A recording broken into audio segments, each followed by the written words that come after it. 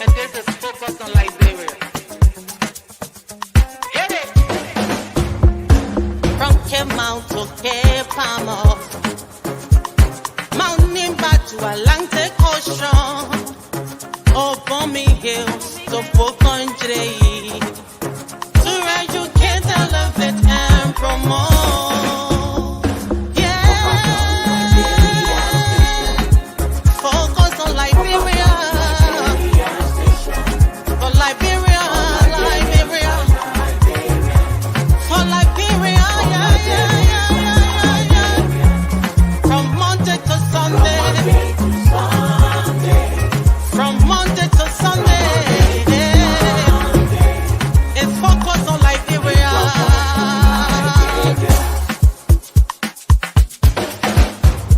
Talk about home affairs,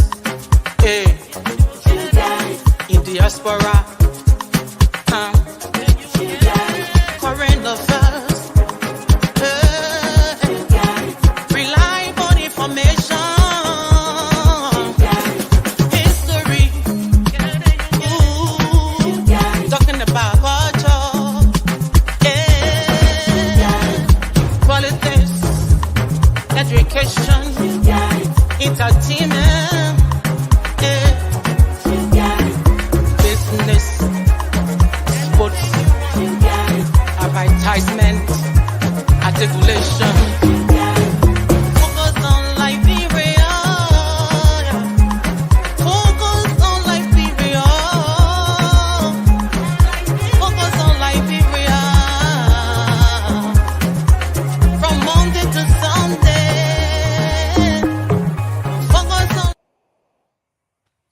Hello, ladies and gentlemen. Welcome to another edition of On Point. It is 4 o'clock on the East Coast and 3 o'clock on the West Coast. It's the West Coast. If you are in Minnesota, if you are in Houston, you're on time. If you are in London, GMT time, you're on your own. It is the topic of the day. Oh, Lord, we have issues even selecting the news, current event in Liberia. It is so rich that we have problem narrowing down. So, Mr. Eastman, do us a favor here. Yes, sir. What are we discussing today when it comes to Liberia before I introduce our staff? I'm so excited. Yes, okay. Ladies and gentlemen, today we'll be discussing the drug flows into Liberia as President Barker continues to linger on the DEA, the Drug Enforcement Agency future. As we know, the top officers in the DEA have been suspended, and we're still waiting for an answer. And Buckeye purchases a fleet of cars, including armored vehicles, bulletproof vehicles. The other topic is the Commerce Minister, Amin Modad. He purchases an official car for almost $100,000 with links to MedTech. On another ruling, the Unity Party cancels September 17th and heads to the UNGA. In another story, Musa Biladi of the LPP, Liberty Party, has resigned. And we welcoming back former Finance Minister Samuel Tweah. He's got back and he has started speaking. Those are on the docket for today. Excellent. Excellent. Ladies and gentlemen, do us a favor. Share this show. Guys, those of you in our panelists, please share this show on your different channels, in your different chat rooms. Mr. Eastman, if you could put if you could share this show in our chat room, that's the only way I can share for some reason. But let me introduce our guests, our panelists, our intellectuals, people who have no fear or favors for what we are going to discuss. With me today is the young, brilliant mind, Mr. Elvis Morris. Mr. Morris, how are you doing? And how is Minnesota? How did the Minnesota Vikings do? Not too well. I'm still a little bit under the weather, but I had to try to make sure I'm here today. But the topic is interest. The topics are interesting, and I can't wait to discuss it. The last time I checked the Vikings game, we were up by 7 points on the Packers. I'm not sure what the score is now. Hopefully, we'll win. We'll be 4-0 after today. So go Vikes. Wow. The Vikings, 4-0. Mr. Tower, Houston. How we doing in Houston, my friend? Houston is very good. The weather is nice. It's sunny, but it's kind of cool. We're trying to have the same weather as Minnesota. But overall, everything is good. I'm glad to be here today to be part of this program. Great.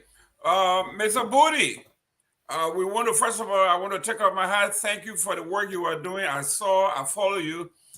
Great job doing, I think, at the ELWA hospital. Great job.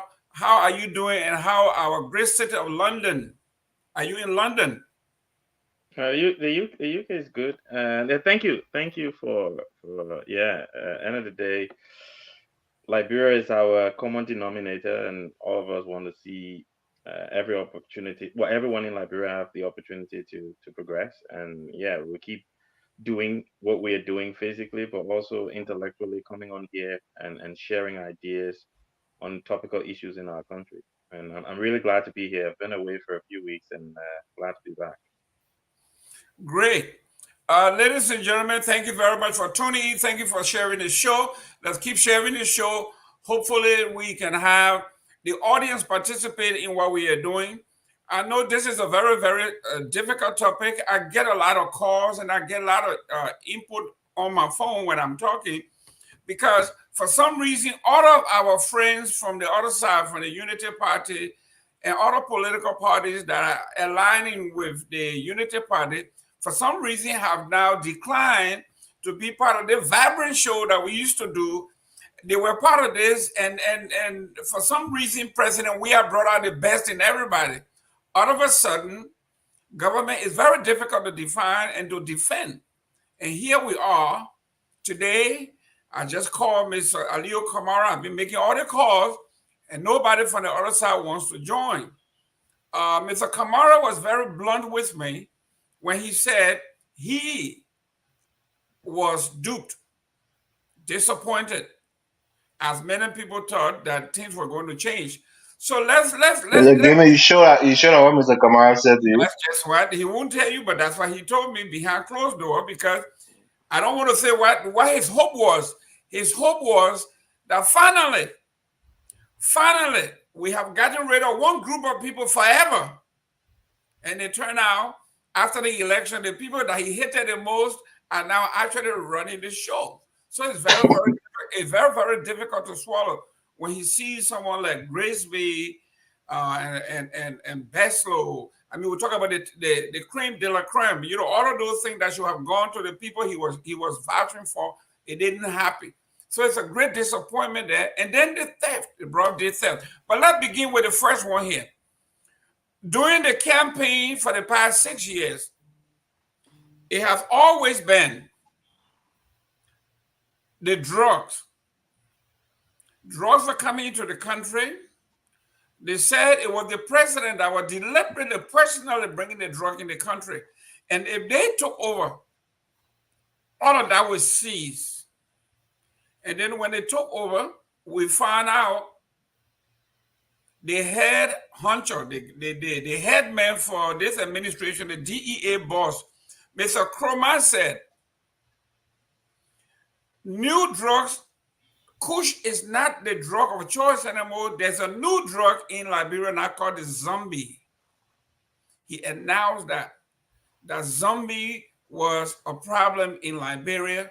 And here we are, major issues at the LGA, and there's no solution in sight, including the investigation that went on. Mr. Morris, let me start with you here. We are talking about drugs. We are talking about the major topic during the campaign and those that have solution. Not only are they dealing with Cruz, but now they have their own problem called zombie.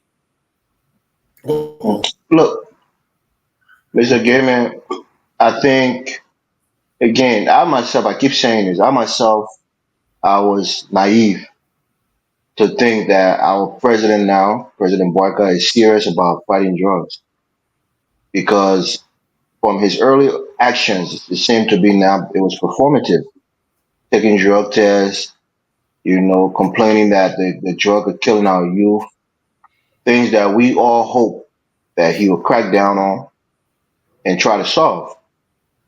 And the drug fight doesn't start with the LDA. It actually starts with Border Patrol, as we call it in the United States. You need more people on the borders, more stringent, security at the airport, all of our points of entry, especially the free port. You have to really, really beef up the security in the LDA presence at the free port and at the airport of Liberia, and especially at the border in Ganta, between Ganta, I think it's Lugatu. I don't know the area there, but that Guinean border, also the Sierra Leone border in Lofa. We really have to stop. We have to try to change the fact that we have a porous border and try to attack it from the ground and from the air and the sea. And I think our president has been lackadaisical, especially when it comes to the fracas that's going on in the LDA. You have such an important agency to fight the drug, and you dragging your feet to make a definitive decision on either to fire these guys or to bring them back and put them into the and bring them back into the fold to continue to fight the drug. So for me, I'm disappointed in President Boyka, but more so, I feel sorry for the Liberian people because they, like myself, had hoped that President Boyka was serious about this and that he really meant what he was saying and that he really cared about the Liberian people. But instead of really fighting drugs and putting people in place that will really fight the drug, the president is on a war tour. He leaves the country more than Muhammadu Buhari, who was leaving Nigeria every 2 months to go, to England or to come to the United States. President have serious issues on the ground. He's not addressing the drug issue is still permeates the society. Kids are still dying. I saw another video on Facebook the other day. A kid couldn't even pick himself up. He's dropping, he's falling, he keep trying to get up, but he can't get up. People just looking at him. I don't know if you're rarely aware, but it was a sad situation. And lastly, the propaganda that President Weah were personally bringing drug into the country. Aliyu Kamara was one of those people that was saying that nonsense on this platform. The president is a drug dealer in chief. The man bringing joy and giving kush to our children. They ran that smear campaign against President Weah. So now, is it fair for us to say that Joseph Boyka is bringing drugs into the country? Since you want to go visit somebody in Guinea-Bissau, which is a drug den in Africa, is it fair to say that he's bringing drug in Liberia? The other day, we saw an unmarked plane that landed in Liberia and went to Sierra Leone. Nobody knew where that plane came from. How did the airport authority allow that plane to land and leave our airspace? Nobody knows. They found drug at the airport. The same thing that happened under President Weah. Is it safe for us to assume that Joseph Boyka is personally responsible for the drug importation into our country? That's my question. Thank you. Great. Mr. Eastman, during the previous administration, the propaganda was that the president was responsible for bringing drugs. He was a drug dealer. He was poisoning. He was killing our children. And now that they have taken over, there's even more drugs. And they have introduced a new drug called the zombie that is now killing people faster than Kush. And the president appointed Mr. Kroma. Kroma became LDEA. Something happened there. There was supposed to be an investigation. He said within 2 weeks, we are going on to the third or fourth month. Nothing's happening, but the president is all over the world. What says you? Well, thank you, Mr. Gibbon. I've always wondered why this administration carries on its objectives without laying good foundation and without a complete mapped out strategic plan. You and I both know this is not something you can just do arbitrarily. You have to consider, first of all, you have to have a clear objective and scope for such a program. Then you have to make data-driven decisions You have to examine the data and know where you want to go. You need collaboration and partnerships. You need education. You need enforcement tactics. You need community engagement. And if you are serious to do all these things, at least we will hear on the radio, on LBS, educating people against this. You have to have a deterrence and a rehabilitation program going. But what we see is the president goes and take a drug test, and then he appoints enforcer in chief at LDEA, and then we see a squabble between the chief and the chief deputy, and it's all shady. So once that went on, we should have known that our drug enforcement program has just shut down. Instead of exposing what's wrong to the public to deter further behavior like that, we keep quiet. We keep quiet on it. So it's swept under the rug, and nobody thinks we're serious about these things. And our people are dying more and more and more. We know these drugs have powerful money and powerful criminals behind it. And if you're going to keep these things in the dark, these criminals will be prolific. They will grow and be stronger and stronger. So I think the way it's been handled is unprofessional, and it's resemblant of a lot of things that are happening right at this moment. I don't think Liberia don't have the expertise. I just think we don't have the will to do the right thing. Mr. Tao, I want to believe that we do have brilliant minds. One of the brilliant minds from the 80s and 90s that we know about, he comments most of the time in social media. Everybody know, there's no deny, is the former NSA director on Odo. We are talking about Mr. Sylvester Moses, brilliant minds. These minds are here. They are available to consult. They don't want a job. They don't want money. They retire. They have everything. Why aren't we tackling? Why are we tagging? Why are we tapping into the resources to solve some of these problems that actually have these kinds of potential for devastating the future of the country? Okay. So in the first place, the whole drug issue that we see happening, while Liberia, the government, whether present and past, while they bear a responsibility and it is their duty for them to try to reduce that, it is actually beyond Liberia. If you really look at it, and this is why.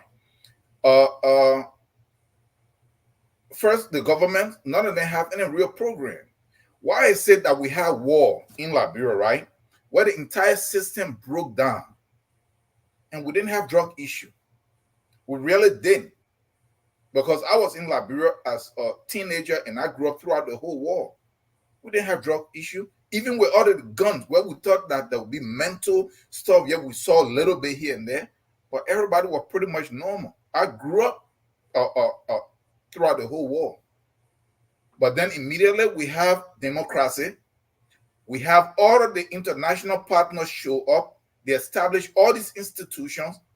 They're supposed to fund them. And then everything starts failing. That is where we need to look first. Let's look at that. Why? Why the moment you put a whole structure in place, when you're talking about the collapse of your currency, when we didn't export anything during the war, the currency was strong. Then the moment you had democracy and all this stuff, your currency collapsed.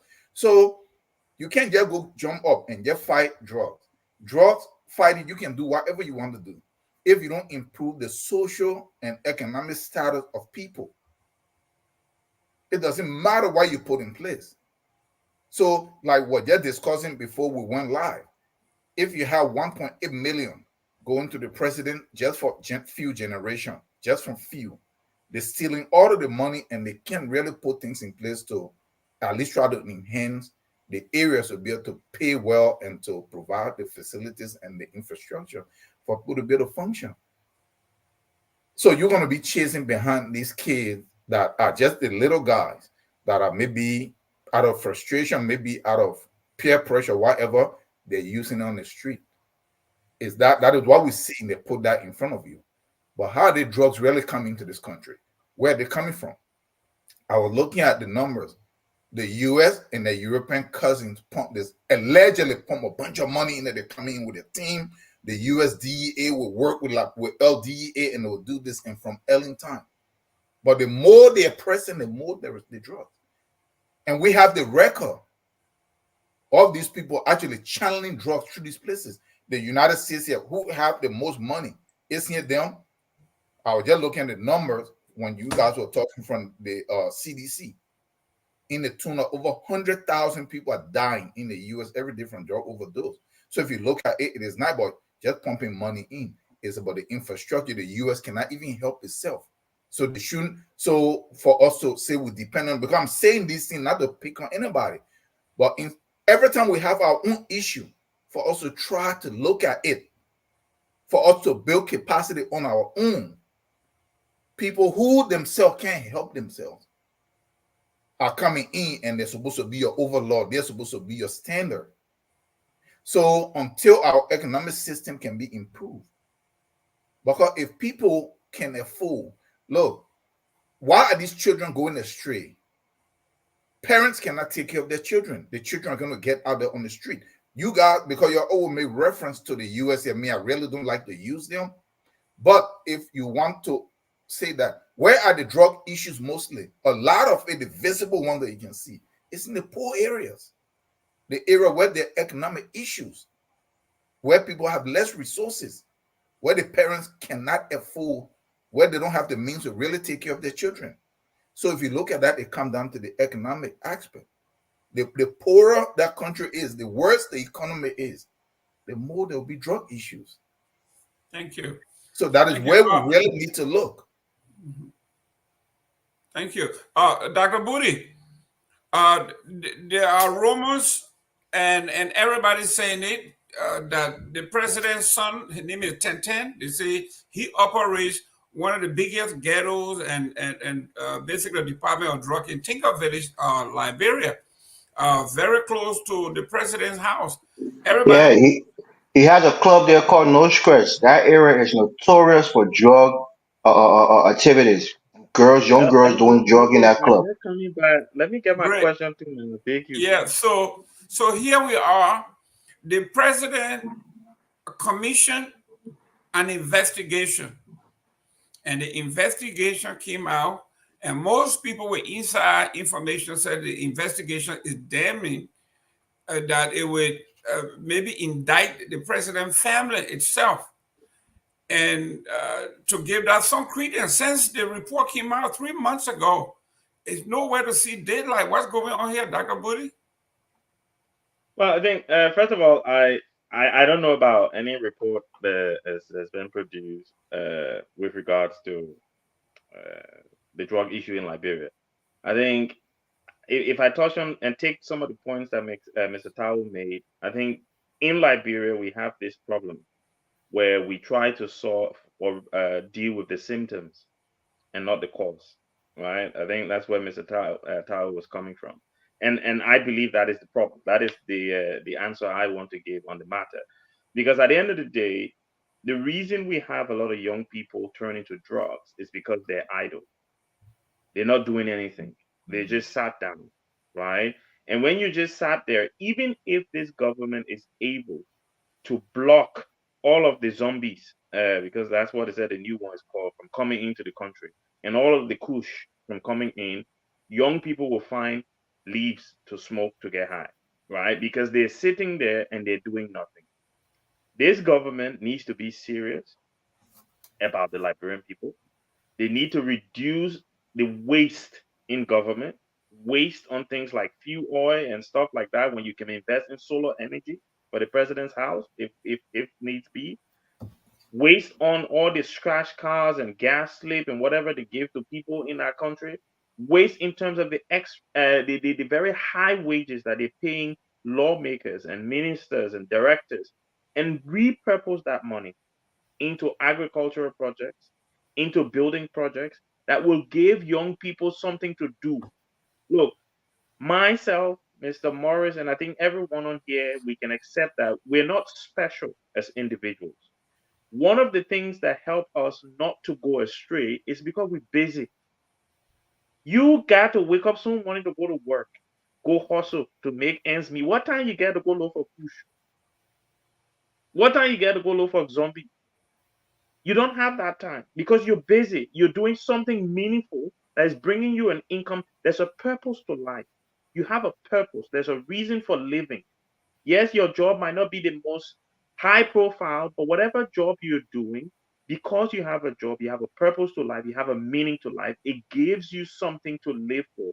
So all of these extra distractions become meaningless. The government's focus should not only be on, like Mr. Tao touched on, blocking the drugs from coming in, because people will always find something else. There will always be another alternative to kush or zombie. Give the young people the opportunity to work, create jobs, create opportunities for them to have something that can keep them busy. That way, we can solve the cause of the problem. And then dealing with the symptoms becomes very, very easy. Because the one or two people, like Mr. Tao was saying, that will slip through the cracks, they wanted the money at high, they didn't want to go to work, then we can deal with them through restrictive measures and punishment and things like that.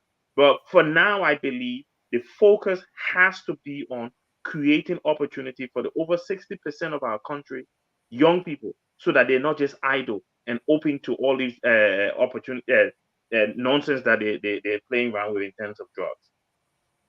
Great. Ladies and gentlemen, welcome to another edition of On Point. Please share the show, get involved, we'll read the comments. Mr. Eastman, we are talking about during the campaign, the arrest agenda. Mr. Boyka said the reason that these children were so loyal, the young folk were so loyal to President Weah was that President Ellen Johnson said he failed to capture the attention by creating jobs and making them busy. That's what he was going to do. And when he took power, you see what is happening. There are airplanes that are landing in Liberia or leaving Liberian airspace. We talk about a huge airplane with 14 seaters that left Liberian airspace empty and were arrested in Sierra Leone, and they're on their way to Mexico. Who knows whether there were cargo on that plane that have been delivered and then on their way back to Mexico. Here we are, the administration that came to deliver and rescue these young folks. It is disheartening to see that there's nothing happening and the president is globetrotting. Yeah, thank you for that question. One of the panelists just mentioned how porous our borders are. People come and bring anything. There's no enforcement, not enough enforcement. Let me put it that way. Not enough enforcement of the regulations and the law. The law is being bent and undermined on a daily basis. You see, the whole systems is not, people don't adhere to the rules because there's no enforcement. And I think making a statement about President Weah's popularity, I don't think and people realize how very popular President Weah was.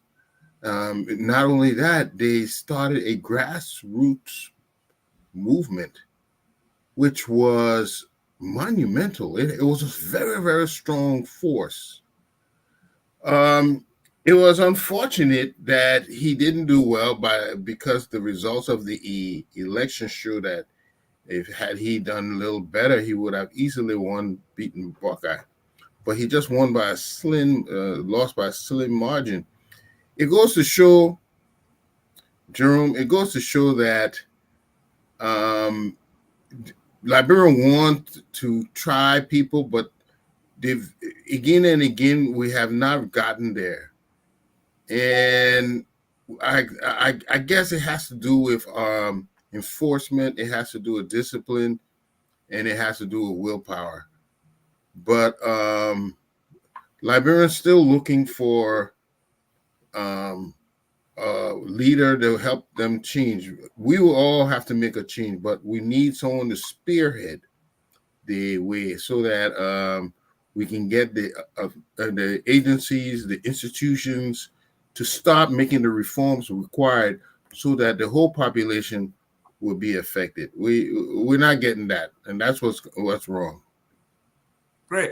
Mr. Morris, we are talking about the Department of Education, Ministry of Education calling the schools to delay the opening because times are hard.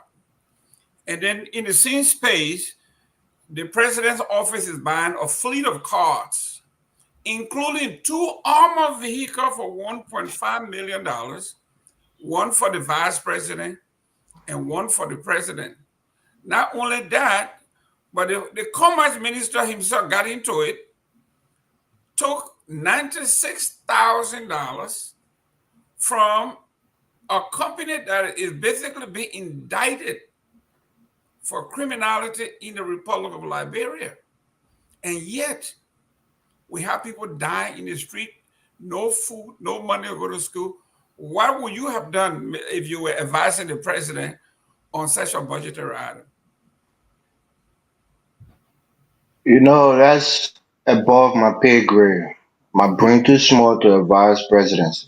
You know, Because again, man, the reality of life is that in Liberia, it's difficult to create jobs. Why? You have to have a strong private sector, a growing private sector. Our president cut jobs in the public sector, cut a lot of jobs for the average man, but at the same time created a lot of jobs for the elites. Things like board members, committees, all kind of little, jobs that these people will be getting paid for outside of the quote unquote civil service agencies. So I think the president he's not, sympathetic to the plight of the Liberian people. And President Weah had the same problem and they ran against him vigorously on the fact that the young people are in squalor, the economic, prospect for them was looking dim. But yet he's in power now and it's the same old, same old. And honestly, I won't blame him. He's a president, but what I mean when I say I won't blame him is because this is a difficult thing to achieve. And only gullible and stupid people, if I may say, would think that Joseph Boaga will come into power and bring economic prosperity to them. I hate to say this, but I'll say it all the time because it's a fact. The truth will protect you. Joseph Boaga squandered his own personal wealth. The salary the man earned in 12 years was over $3 million in base salary, excluding benefits. He squandered it. He was living on loans, owed bank money. A man who can take care of his own finances, you expect him to create jobs for the young Liberian people who are living in squalor. You expect him to do that? Any reasonable person will say that it's not impossible, but it's not likely that he will be that man to create jobs for young people and to boost our economy. So the fact that we have people complaining about the economy. Look, Mr. Gaiman, I'll tell you this personal story. People in my family, extended family members who have never asked me for school fees, has been calling me for school fees these few days. I have extended family member who are now not in school, still not in school, not registered to go to school. Most of these kids don't go to public school, even though they say public school is free. But they go to private school, the best brains, the other kind of school, where you need a mere $300 to register a child. A lot of people can't find it. Even the 175 people can't find it to register children in that country. So I'm wondering, is it really harder under President Boaga than it was under President Weah? Because everybody said President Weah was incompetent, he's inept, His finance minister was terrible. Everything was going downhill. They set the country back 30 years. But here's our president now, who got all the economic geniuses on his team, who got all the business people who are well connected, who are not bringing any new companies. They're only looking for concessions to redo concessions to get the quid pro quo upfront from the likes of Mitar, the B Mountain. They're trying to fleece those guys since they're the new guy, the new sheriff in town, to give them money for their own personal gain. They're not looking to expand our economy. They're not looking to expand the tax base. They're not looking to raise revenue for the Liberian people to provide services for them. So what is our president there for? I'll tell you one thing before I leave. It might be controversial. You know me, I don't care. The kind of condition that President Boyka has to have a pacemaker. I'm no doctor, but one of the things the doctor would tell you, you have to avoid stress at all costs, because you probably have hypertension and your heart rate cannot be regulated normally, so they have to put a pacemaker there. So you think President Boyka and his children and the people that care about him will want him to be worried about our problem in that country? They will tell him, Papa, just relax, we'll take care of it. Just rest. You know what the doctor told you already? You're not supposed to be worrying, because your heart rate will go up. You may go to the hospital, da da da. So a job that is so incredibly stressful, you give it to a man who his arch nemesis is stress. His nemesis is stress. You got a pacemaker. You think you want to be in a stressful situation? That's why the people leave the country out of sight, out of mind. When you're not in Liberia, thinking about Liberia, the people that there that didn't want running the country on the ground. So the Liberian people were bamboozled. They put a carrot in front of your eyeball. It's not a wing that's trying to take it from you. You can't see nothing now. The economy is in tatters, and no economic hope on the horizon for the Liberian people. It's better if they put Jeremiah Coon, because at least he know how to start business and make small money on his own. Maybe you'll bring some of that little idea to the economy and help it grow. But President Boyka has no idea how to start business, how to run business, how to make money. If it's not from the government, he ain't got no clue how to make money. So Liberian people, you put your country in the hands of the wrong person. That's my take on it, Mr. Gibbon. Mr. Powell, the situation in Liberia is so bad economically, that the Unity Party decided they call for an anniversary of the Green Day, September 17th. And nobody showed up. They canceled the Green Day, which was supposed to be this massive celebration when the election and all of that stuff. Nothing happened. They left from there. The entire crew, instead of dealing with the situation on the ground, they're putting all the resources on some non-functional, they call it UN seat. They're spending millions, because if you bring about 60, 75 people to the United States to go and lobby and sing and carry on for all this time, for a seat, in the army they will call it non-commissioned seat, a seat that has no power, no voting right, nothing, just ceremonial, symbolic. Mr. Tao, if you were president, was this a perfect distraction or what? Yeah. So first, before I come to that question, there are just a few things I want to kind of throw some light on. It is true that the Liberian border, when they say it's porous, I don't know what we really mean by that, because we have to be very careful that unless maybe guns, people are actually trying to bring guns, but these are our people. The people in Sierra Leone, the same environmental people, that's the people in Cape Mount, that's the people near Monrovia. The same Yacobas, I was in Africa, I went through a local tour. The same Yacobas that are stretching from Nimba all the way into Ma in Africa and in some places in Abidjan. That's the same people. There is nothing that is happening at those borders so much. Yeah, we're not saying that little drugs don't come through. The drugs, if real drug problems in Liberia is not coming through those borders, not the real ones are not coming, they're coming open into either the port or the airport.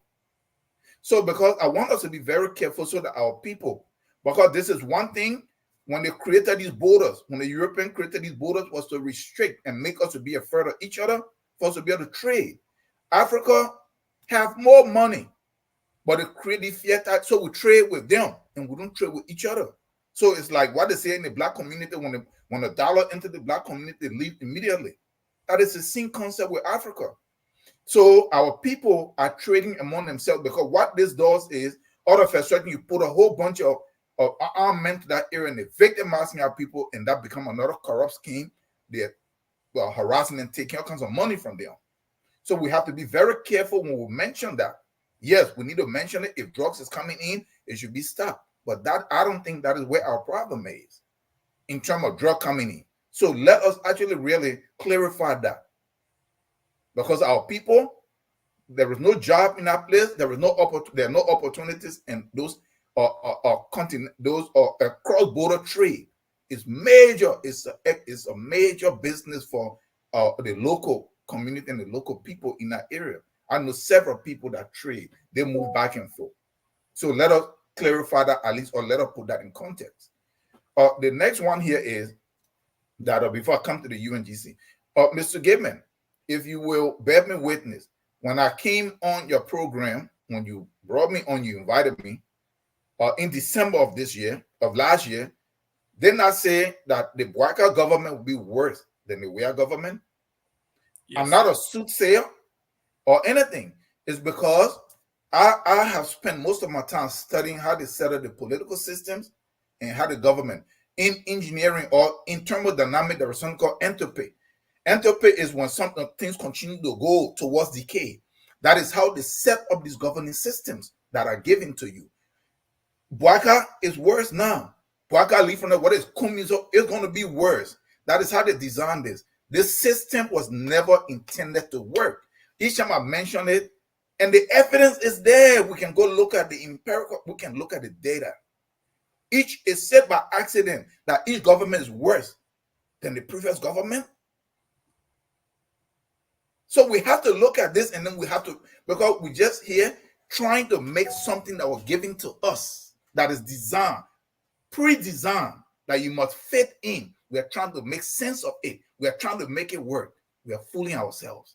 Everybody else that is succeeding, the Chinese, they give them that crap.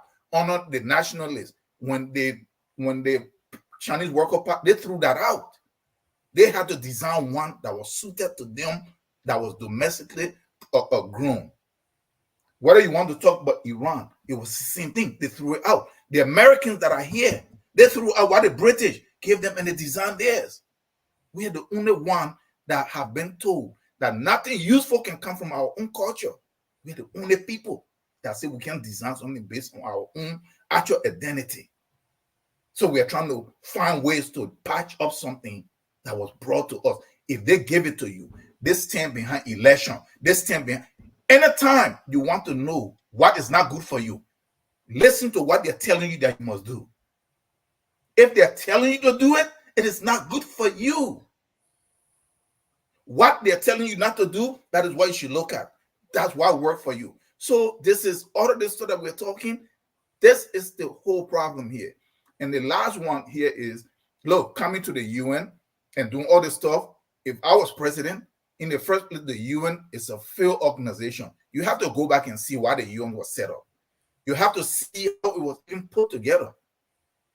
China refused to join the United Nations after they put it together, because this is a Western capitalist system that is set up, so that it's a vehicle through which they will run and control the world. What happened? China refused to join. It was in the late 60s and the 70s. You know how China joined?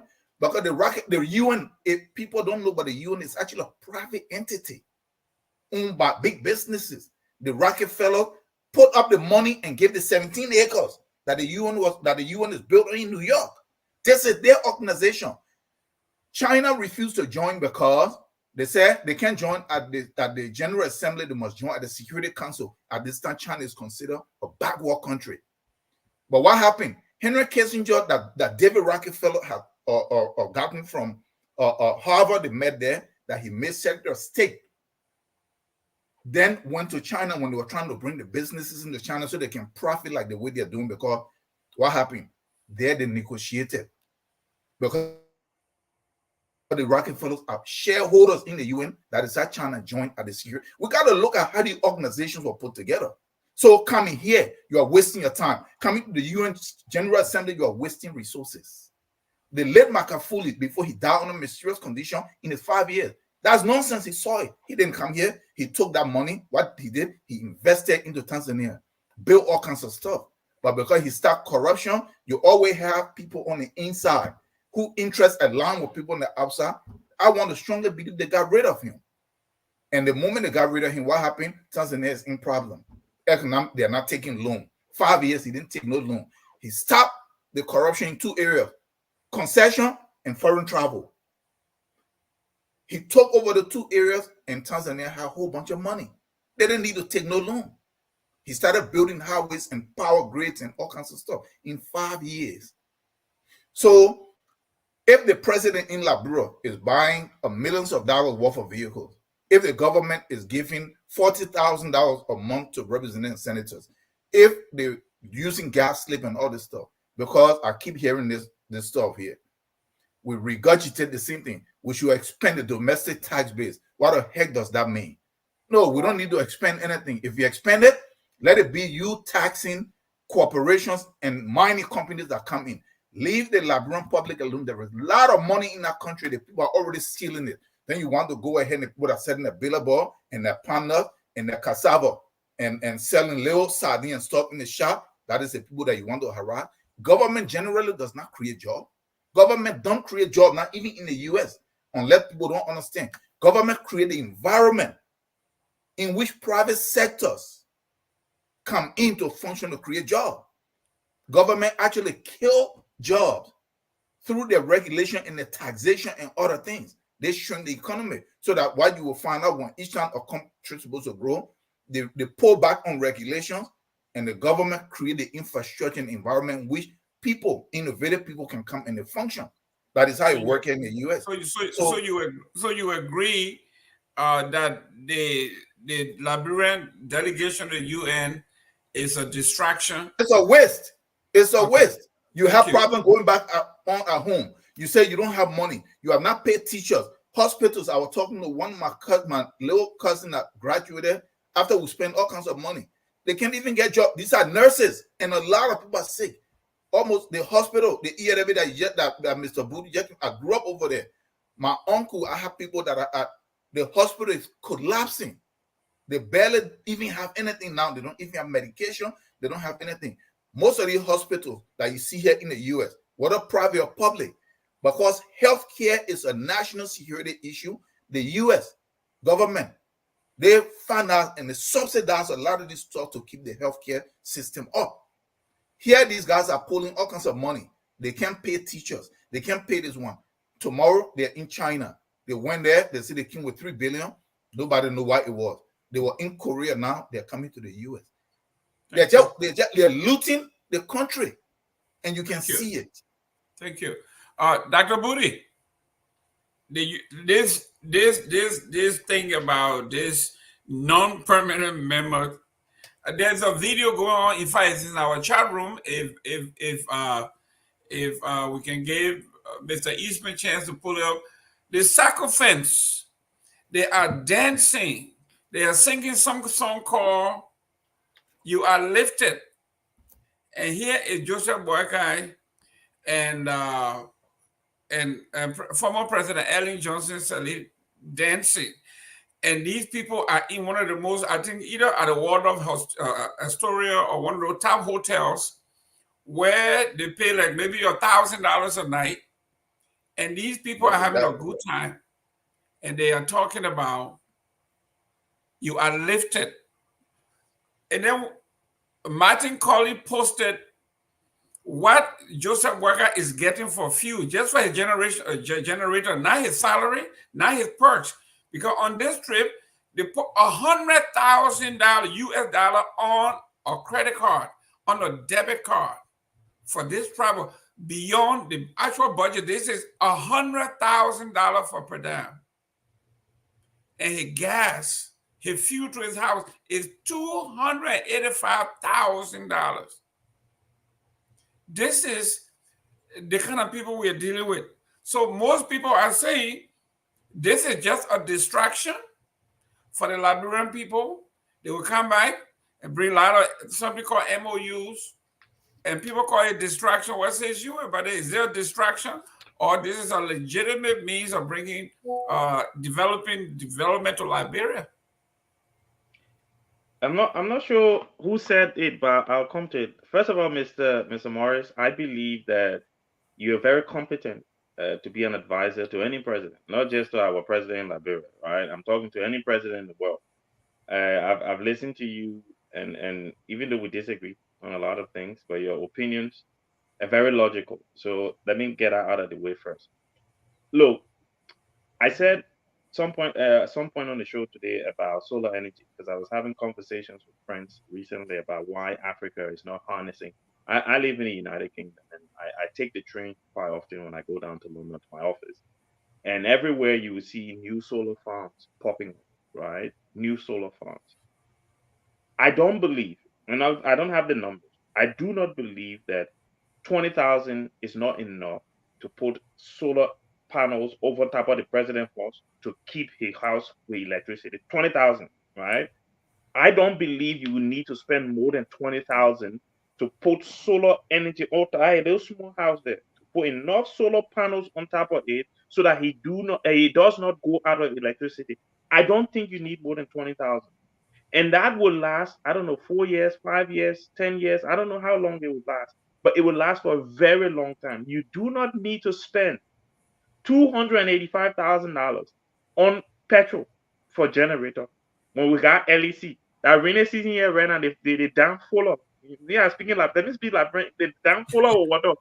You know, the damn full of water. How is it that the president is spending 285,000 when our rainy season? I was in Liberia at the start of September.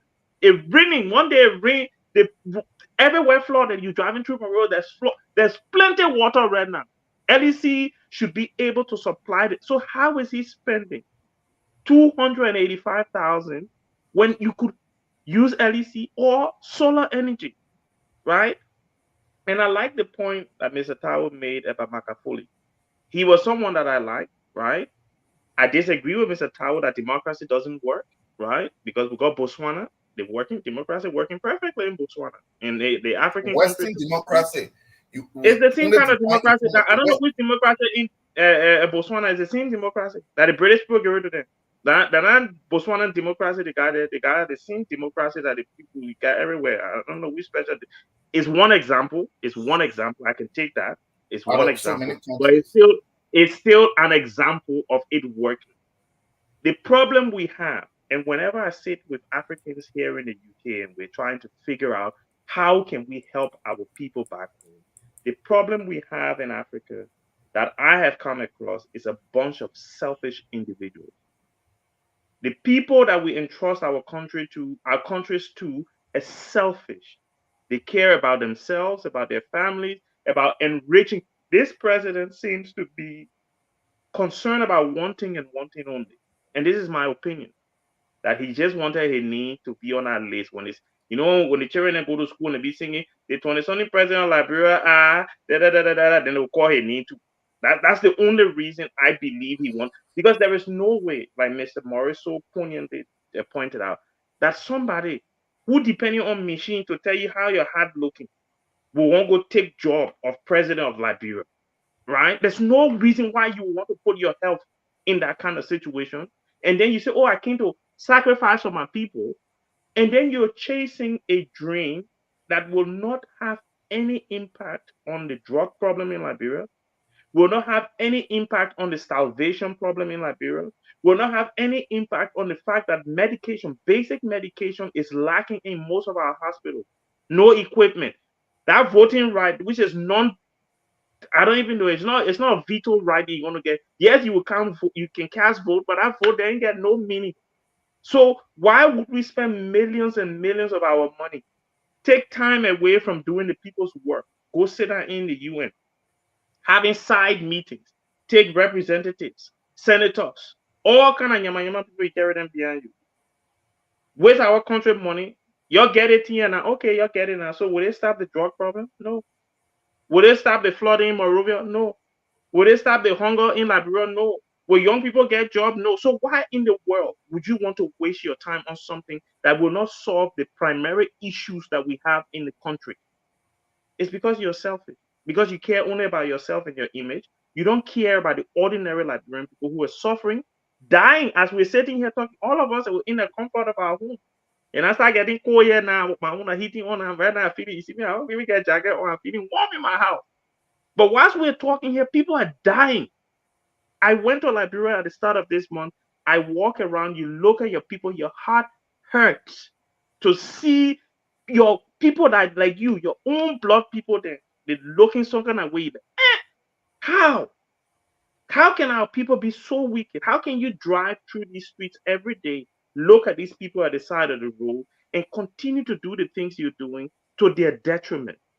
What kind of heart? You know, I sometimes I ask myself, like, do we have different hearts as human beings? Like, you know, God was making a put different heart in me, because I don't know how I can feel sorry for these people, and you who are their leader, you who they entrusted with the capacity and the ability to change their lot. You pass by them every day, you don't get time for them. I don't understand how it is. It's a mess. It's a ruse. And Mr. Gavin, I remember first said, it's a smoke screen. When I first joined the show, that's the word he used. We're talking, it says smoke screen. That's what they're using. And for the ordinary people in Liberia, and thankfully for all of us, I believe on this panel, that smoke screen will not cover our hour. We can see clearly now. They need to stop it. Thank you, ladies and gentlemen. We just passed the first 1 hour mark. And as usual, our health practitioners say when we get to the 1 hour mark, we should take a little break and stretch our leg. So we'll bring forth our AFL band to give us a few selections, at least a few minutes of a selection. And then we will stretch our legs, we'll come back. Hopefully we'll show the video of Liberia being lifted, people dancing. And then we will go into Musa abilities, resignation, and then the buzz news now on the ground is the return of Samuel Tweah. Ladies and gentlemen, let's go to this.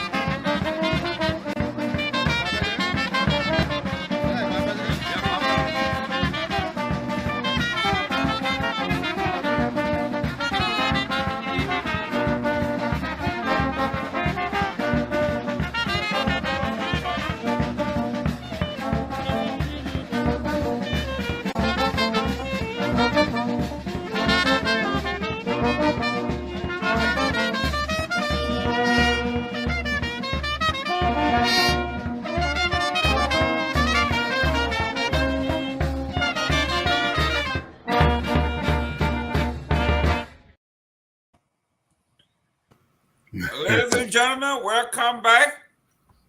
We have stretched our little arms, our legs. As you know, sitting too long can have some medical issue. Mr. Eastman, do we have that video? I wasn't able to get the video. I looked in the chat, but I do have some of the key pictures. Let me share those. Okay, great. Let's do that. Okay.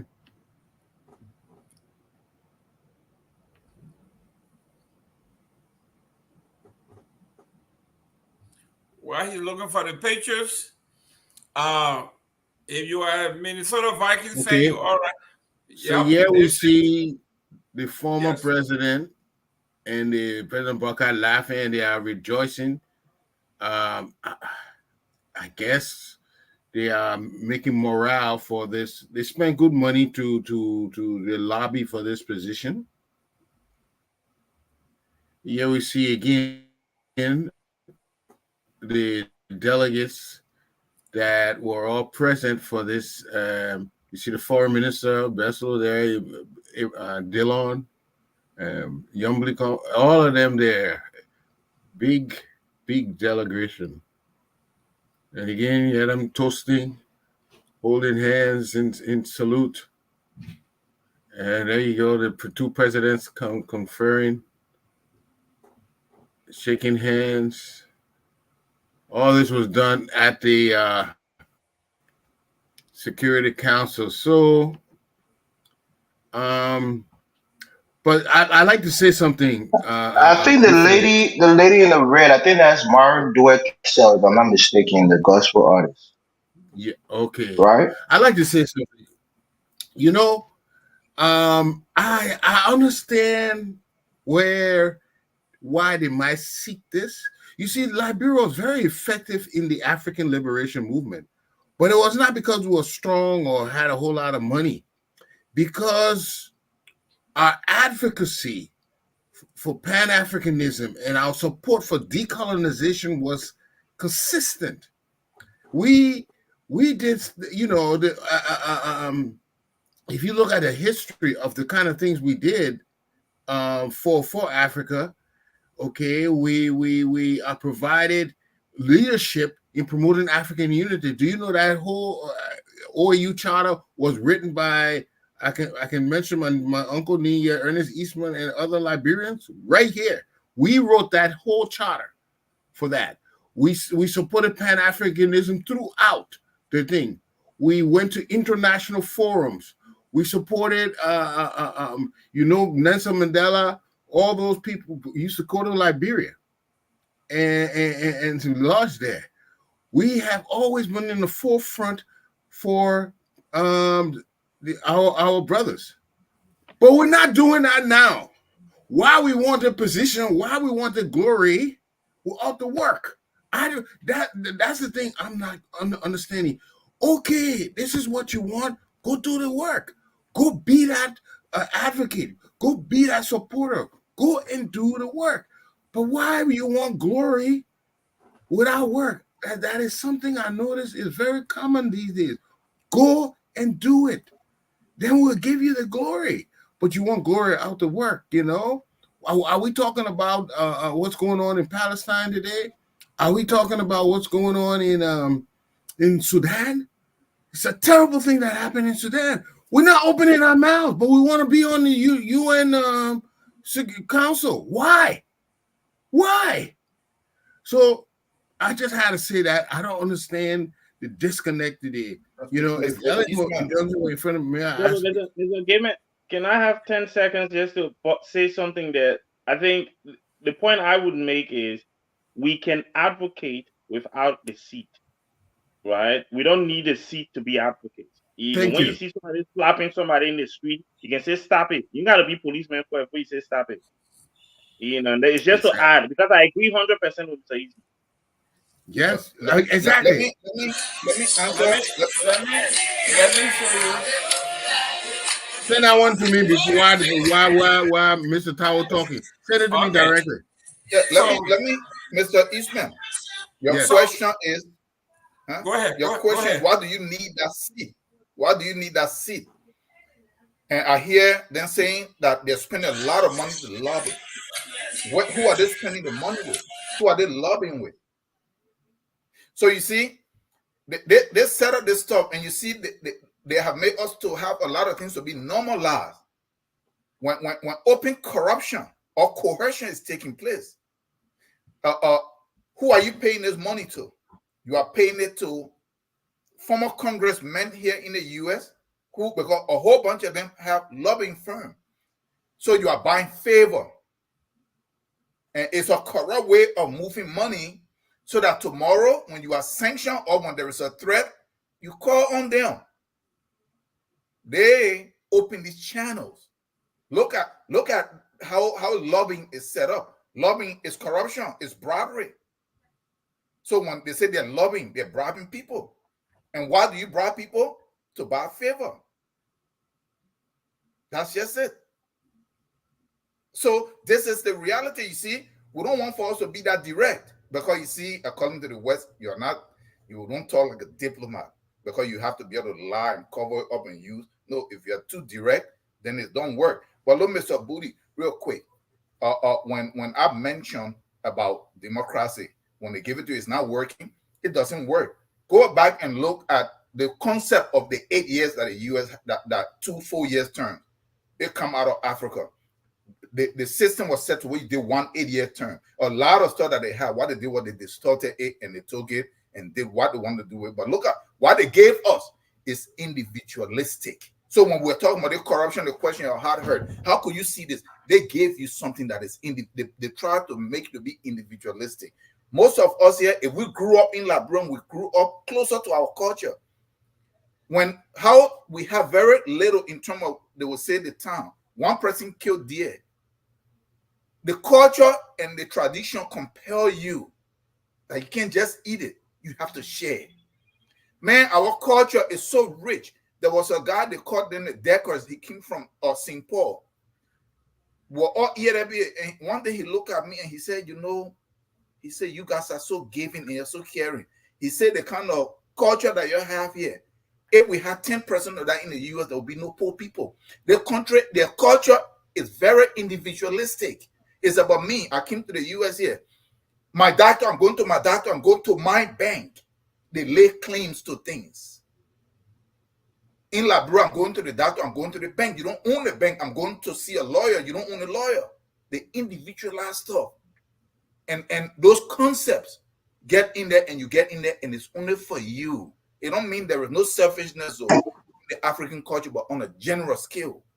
Look, man, we need to look back into our culture, and all the problem we're going through is trying to implement European, because it's their form of government, their form of justice system, their form of everything else is what we are trying to implement. It's not working. Look across the whole Africa. You want to talk about Botswana, which that is a quasi some kind of success. In the next whole year, you'll find that Botswana is $2 billion in debt, and they're losing everything. They're collapsing. It's always temporary and superficial. It is not sustainable.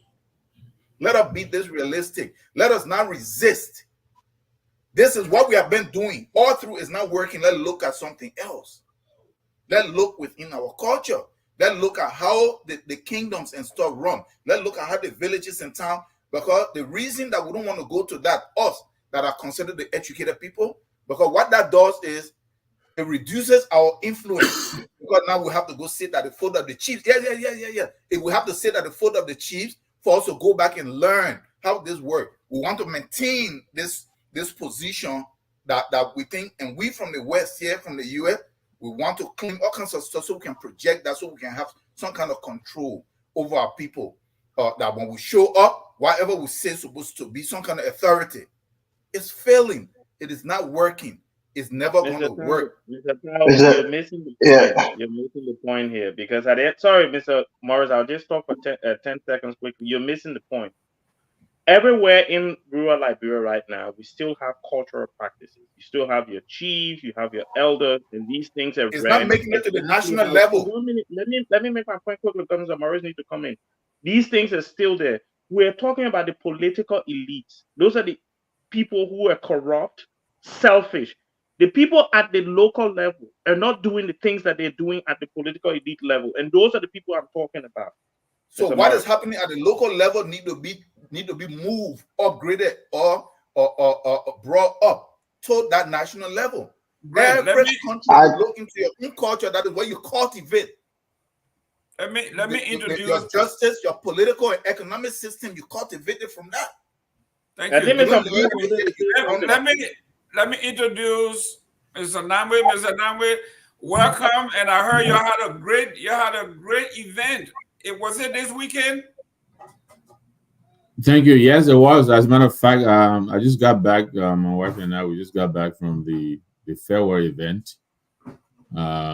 We wanted to do an outdoors event, but the weather here is not cooperating, so we had to do an indoors. Thanks to my friend, Reverend Dr. James Wilson, for allowing us to use his church's facilities. Yes, indeed, we had a very great program. We're looking to build a multi-purpose building in Liberia, and a $2 million project that we hope will house, several different activities, including after-school activities, science lab, library, a bank, and all of that. So it was, we had our inauguration. It was also our convention year and also our 50th anniversary. Those three things in one. So we raised some, I think, pretty close to $500,000 on our, over the weekend. So we're about $1.5 million away from achieving our objective. We had an array of government officials here as well. The Speaker of the House was our keynote speaker, Honorable Fonati Kofa. He brought along with him 3 other legislators. I think one, Thomas Collins,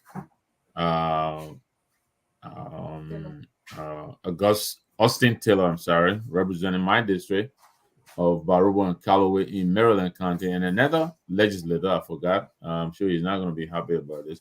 But they were very gracious enough. They stayed with us for the duration of the program. My friend Bien Kessely from the Maritime Commission, he and the wife also came along. So very, very, very beautiful program. I want to thank everyone who showed up and our committee that planned it. So that's why I'm late joining you. I'm sure you'll forgive me for joining you, but it was for man, we find you. No, you. So I will send the fine to. You got $500,000. You get a photo paid in fine. I want to admonish you though. I know there were a lot of folks when they go to this event, they make these fabulous pledges. Right. It is collecting the pledges that is the problem, because everybody like to show off. Yes. Just a tip. And point well taken. Yeah, you have to form a committee that will actually be able to do it, not just privately. Yes. But to be able to, if they cannot live up to the commitment, we got to shame these people. Listen, Mr. Nangbe, you pledge $10,000. It's been a year, you have not made $1,000 payment plan or something to that. Yeah. But the great attempt, and I'm hoping that you guys don't repeat the mistake that we make, that everything is Monrovia based.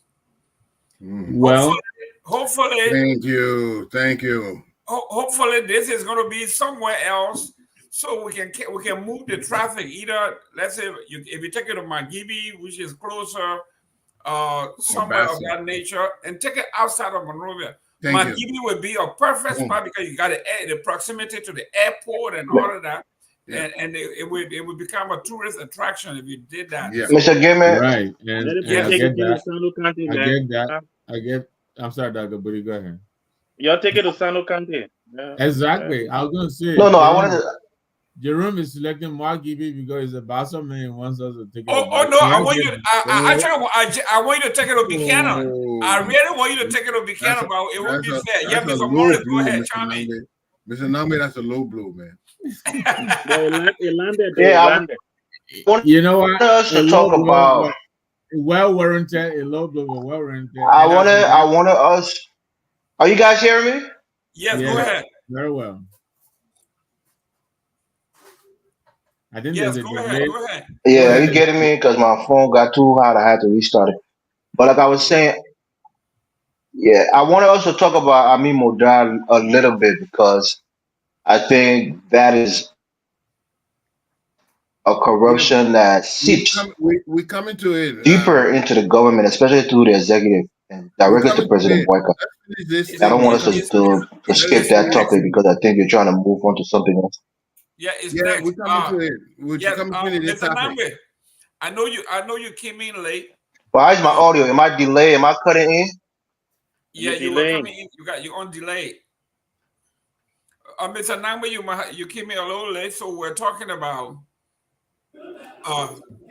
the president's visit to the UN. Okay, we'll listen to this video.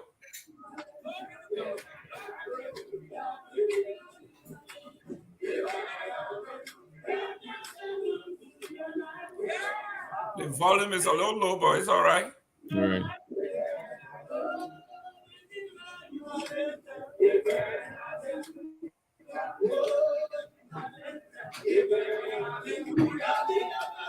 That was intense too.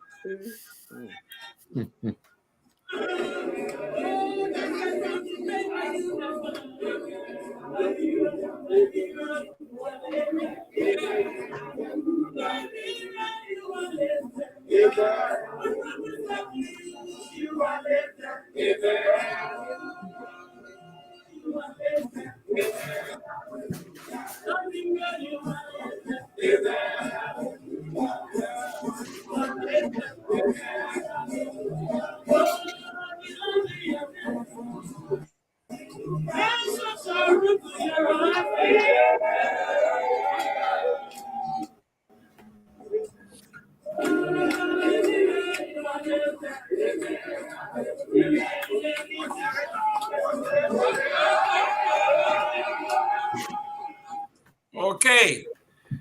Mr. So Eastman, thank you there very much. That was awesome. you have it. Awesome. Yes. Mr. Nambe, we're having some serious issues in Liberia. Economically, children are not in school.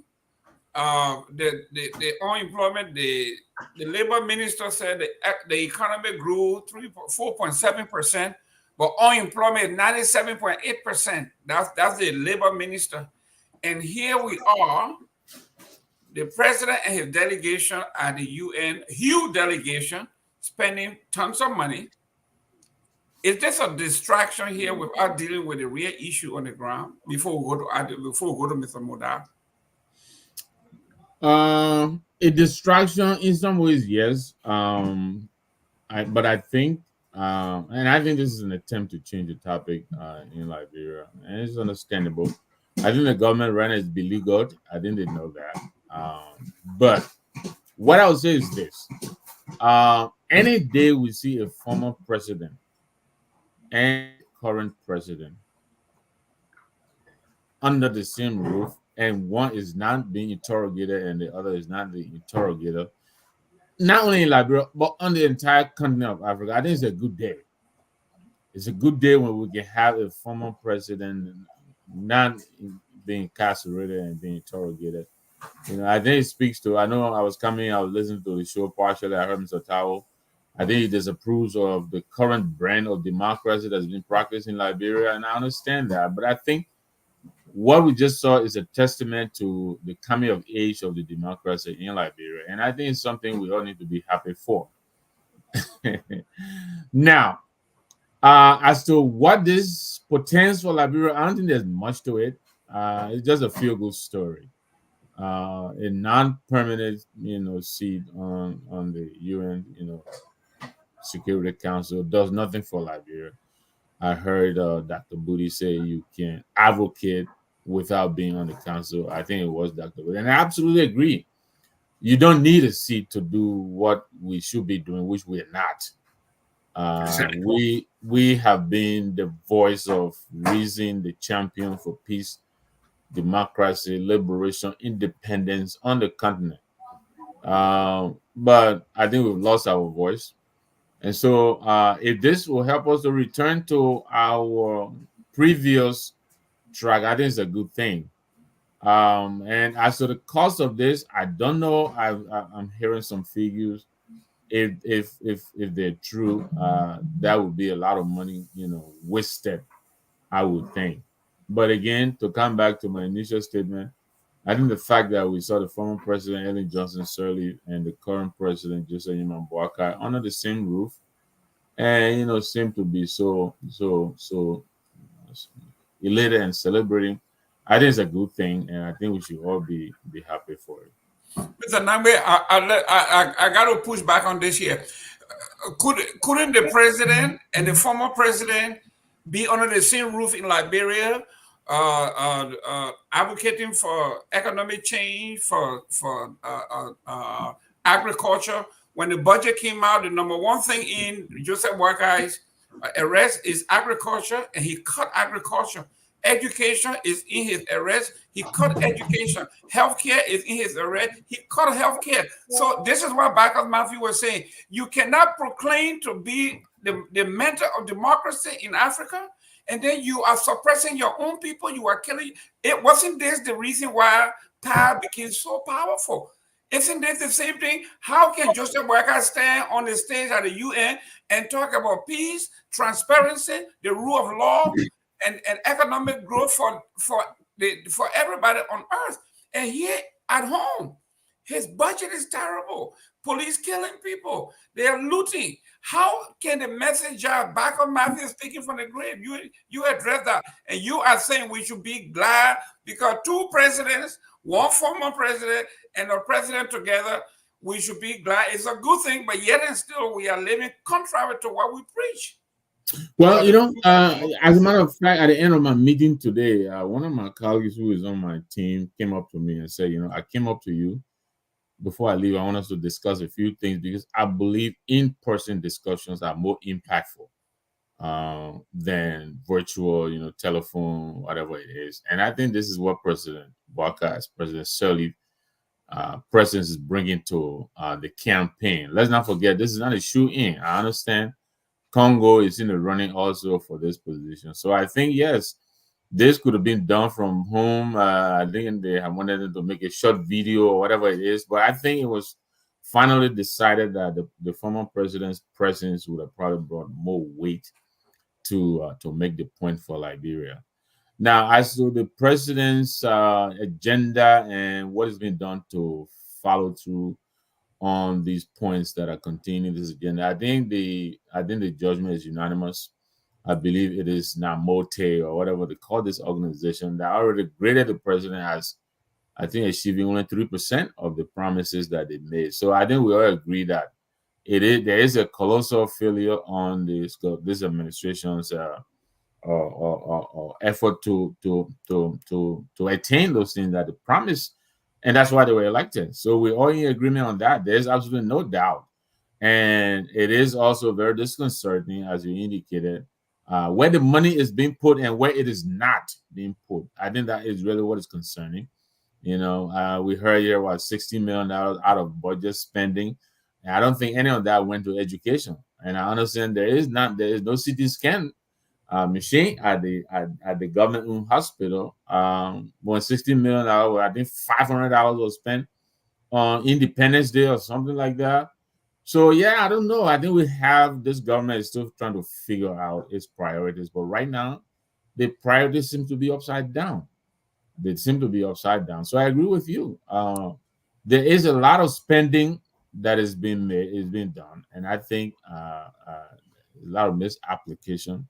Personally, the magnitude of problems we're faced with and where the money has been spent, I think they just don't jive.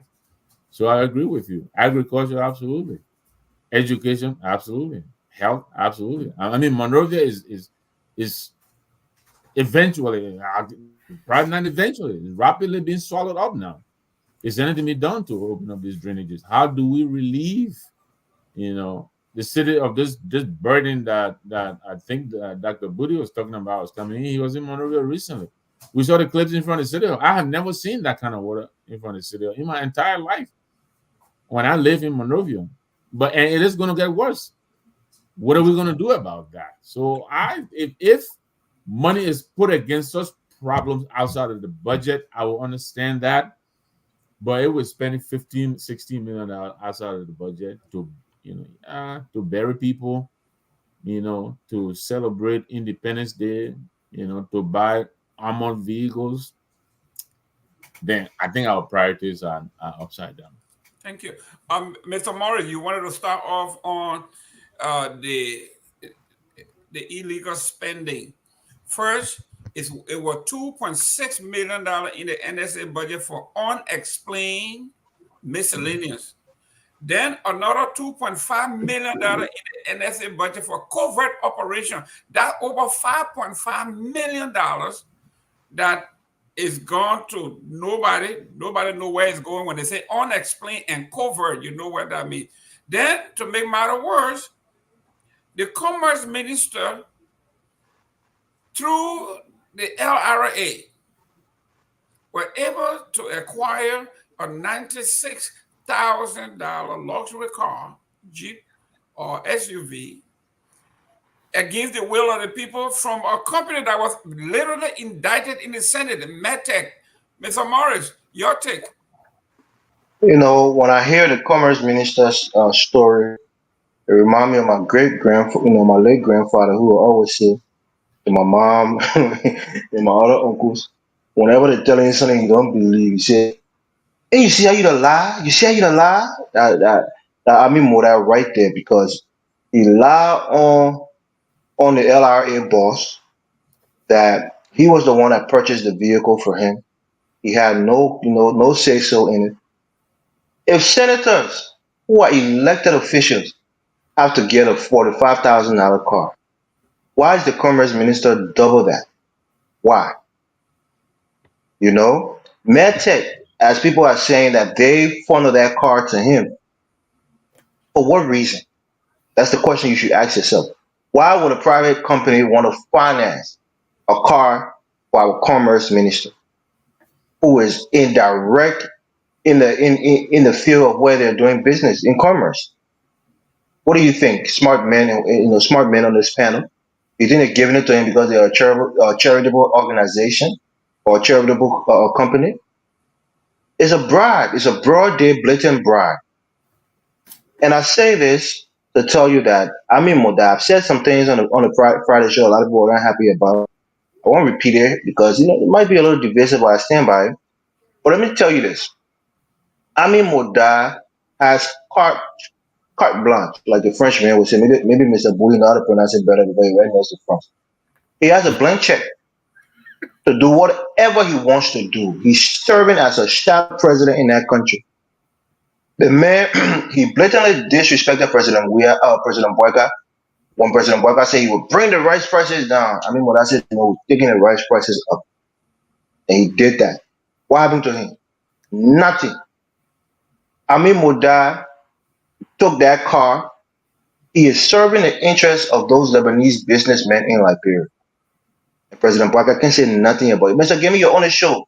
Right after the election, when we started seeing President Boyka's house being renovated, what was the rumor around town?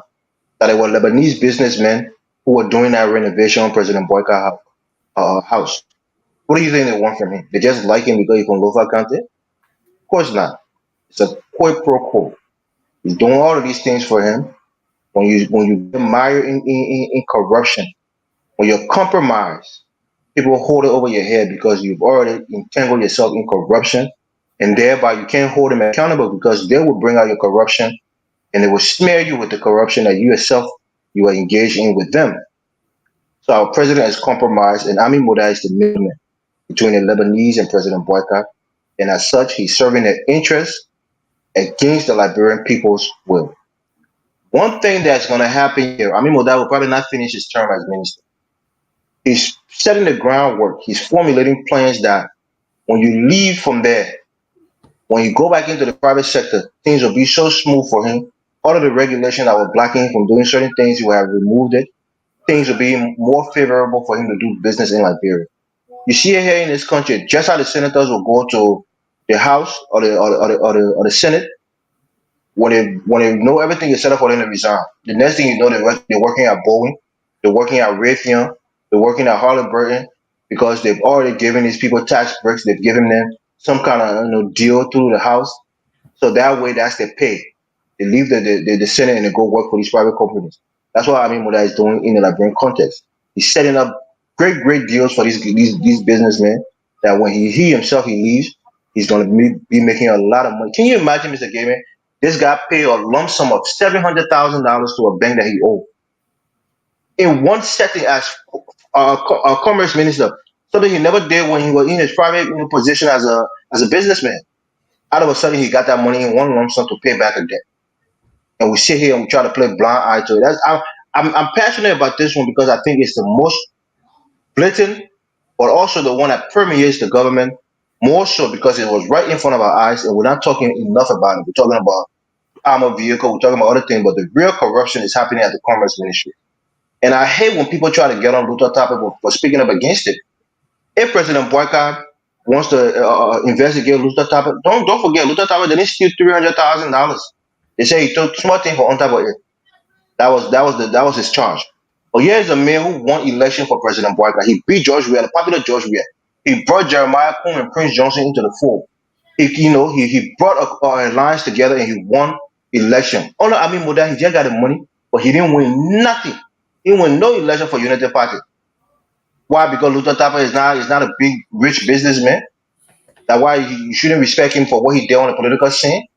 This guy won an election, and President Boycott gained some kind of position at the Freeport to be sitting on board, where he only work every quarter, every 3 months or so. And then you give Amin Moda, commerce minister, who lost you election, who embarrassed you in Lofa, left Lofa before the election, or even called him came out of Monrovia because he didn't want to stay there. The amenities was not good enough for him. Somebody who is an elitist. So why shouldn't Luther Tapper talk against it? So I don't like that whole idea. That's why I'm pressing on this, because I think that's the biggest corrupt government official right now in Liberia, and we have to talk about it because it's a national security threat to our country. The position he holds is so significant when it comes to the economy. The Commerce Ministry is the gateway to our economy. He has to be in touch with all the big business people. He has to be in touch with those guys. That's how our economy runs through our commerce, in the private sector especially. So if Amin Moda is being corrupted, and then will leave government and go back into that same sector where he made regulations or he made policies that affect how he will do business in the future, you must watch him closely. The guy still works in his businesses is still in his name. He didn't put it in the blind trust. He's still doing private business while serving as commerce minister. How can you guys not see that and talk about it and call for his immediate firing from the government? Great. I'll leave it there for now. Mr. Eastman, talking about the Lebanese community, the State Department has sanctioned several of the Lebanese businesses in Liberia for raising money for Hezbollah and the Islamic Jihad. We know that. And here we are witnessing what's happening, what's going on in Lebanon and the whole 9 yards. This man came in. In fact, he said he had ordered himself a yacht. Someone, according to front page, very akin to the late President Todmans. He said the yacht is en route. He said he has always had boats. He has always afforded it. He can, so he can buy the yacht.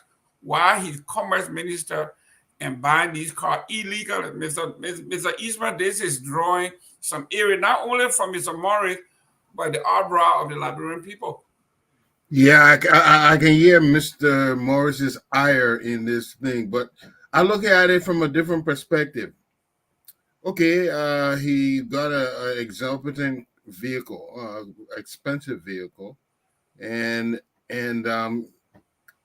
it was done through some dubious means, whether it was the IRA, because I understand the IRA had to sign off on it. The LRA. Sorry, my bad. LRA had to sign off on it. MedTech and all of that.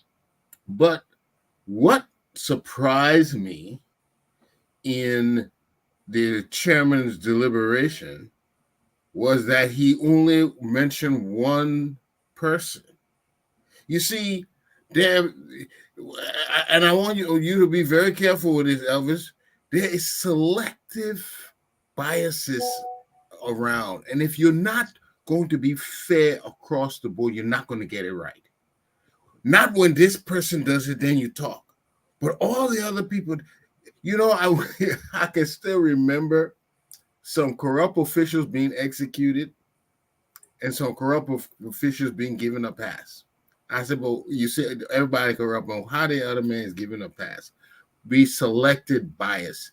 All those different people that had been mentioned, he only was on one person. But anyway, that is Liberia for you. We don't want to be fair and across the board to each other. And there is this, and this is one of the inherent problems. It's been this problem, I think, from 1847. We have to treat everybody fairly and equally. But this person can go, but this person can't. This can go. I don't favor it, and I think for me, if somebody like Luther Tapper, who staged a demonstration because he didn't get a job not even 1 month after the inauguration, I would be very suspect on that guy. I'm sorry, because you when you wherever you work, you claim you did. You didn't. You did it for your country. You didn't do it for a job, right? So I'm not finding none of that credible, you know. And I mean I know, I'm telling you the truth. I know, I mean, personally, and I know how much he suffered. He suffered for this for the past 6 years. He did no businesses. The hotel almost closed down. So, but he stayed with the party. So I'm gonna see how this plays out. But I think they should have called more people named who have been doing some misdeeds. If he wanted to be fair, he would have called more people out. That's my position. Great. Ms. Can Dr. I go Booty, there? Yeah, please. Yeah. take on that, and then angle into the resignation of Musa Ability. I mean, From where? From the it- Senate? No, from the Liberty Party. no, for the Liberty Party. Yeah, Dr. Booty, go ahead. Yeah, I think you know, I'll disagree with the honorable man, Mr. Eastman, on this one, because I think the fact that if what Mr. Morris is saying is true, was able to take $700,000 and pay off a loan as soon as he became commerce minister, giving the information you just provided, that he was basically going bankrupt, right? Because all his businesses were not performing under President Weah. He didn't have much money. So how did he manage to get $700,000 overnight? He was the same guy that said he was going to reduce his salary when the president said he would reduce his salary. So how did he manage to raise $700,000, right? If the information that Mr. Morris provided is true, right? If his business were doing that bad, how is he able to raise $700,000 United States dollars to pay off a loan? How is he able to purchase a yacht, right? How is he able to purchase all of these luxury things? For me personally, I've met Mr. Madad a couple of times, a long time ago. I don't know him personally. There were a couple of meetings we met at 2011, I think. I admire him. I'm not going to lie.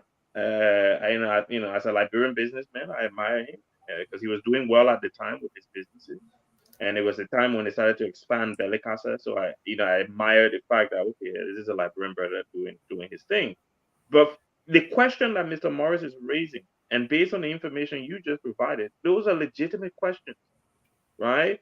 They're legitimate questions. Why is he able, or how is he able to pay that lump sum when he was struggling financially?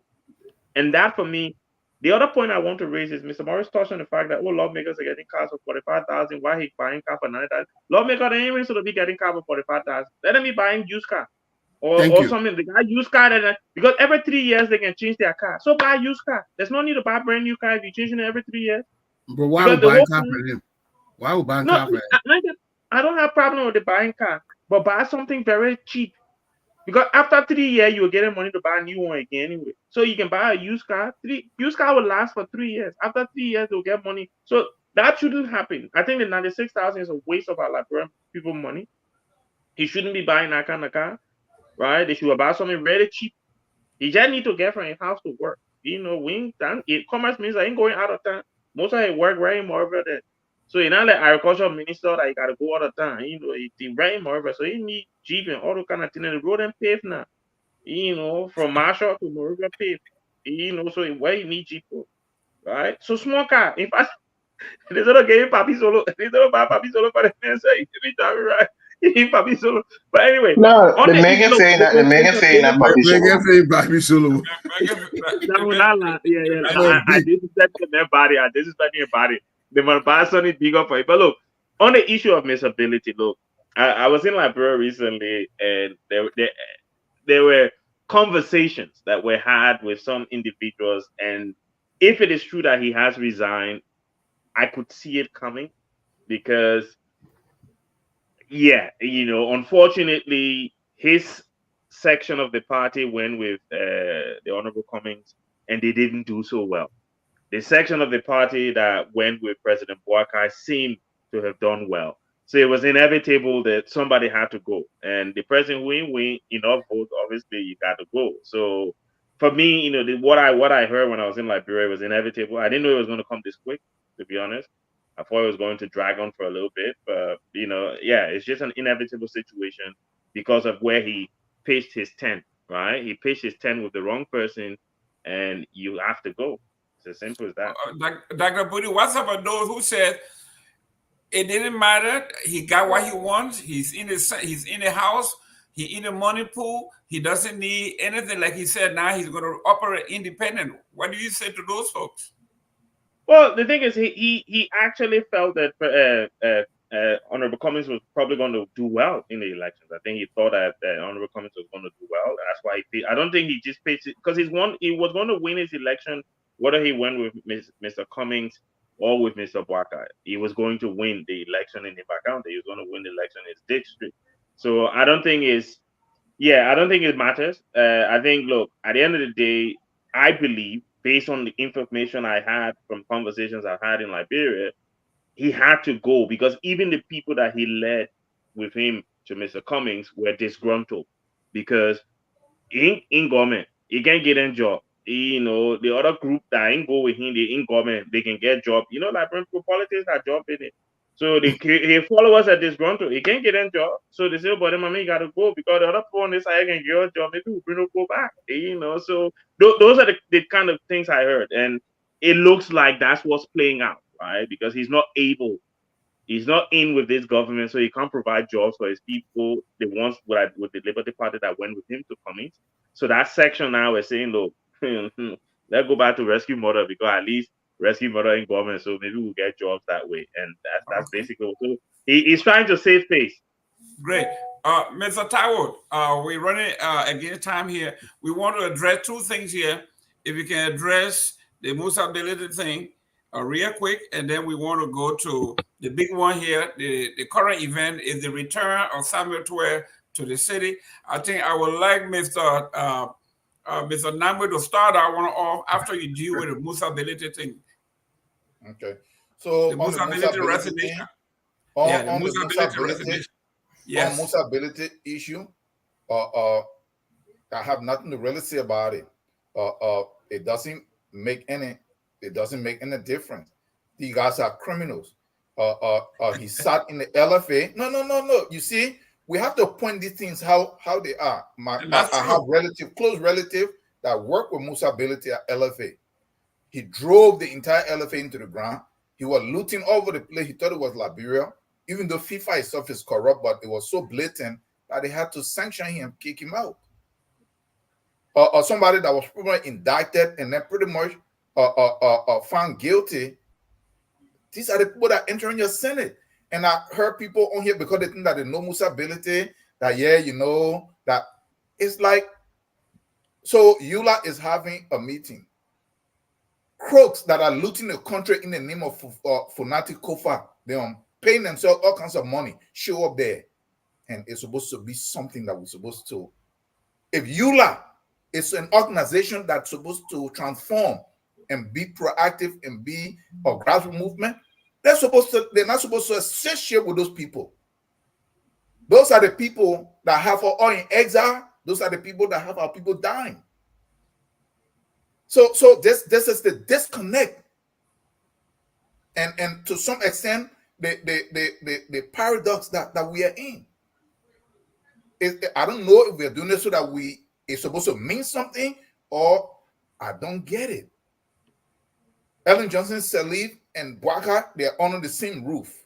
What the heck does that mean? What does it really mean? They're always on the same roof in Liberia. Then they celebrate her birthday when they're on the same roof. But you see, that is true. That is the dividend of democracy that they're giving us. Oh, don't worry, Lord, you just had election. You see, one president came from there and the other one came there. But why the country is getting destroyed? Why it's getting pretty much driven into the ground? But as long as you are having election and your power is being transferred, no, this is a managed system. It's being managed pretty much. But these are the dividends of democracy they want us to look for. So you don't point out the failure of what's going on, people dying. There is nothing working in the country. But as long as they keep having election, When you say these senators are corrupt, they say, oh, don't worry, next year election, you vote them out. Yeah, but when you vote them out, who get there? So the system is a failure. It's designed to attract criminals. That is why it is. We have to get rid of it.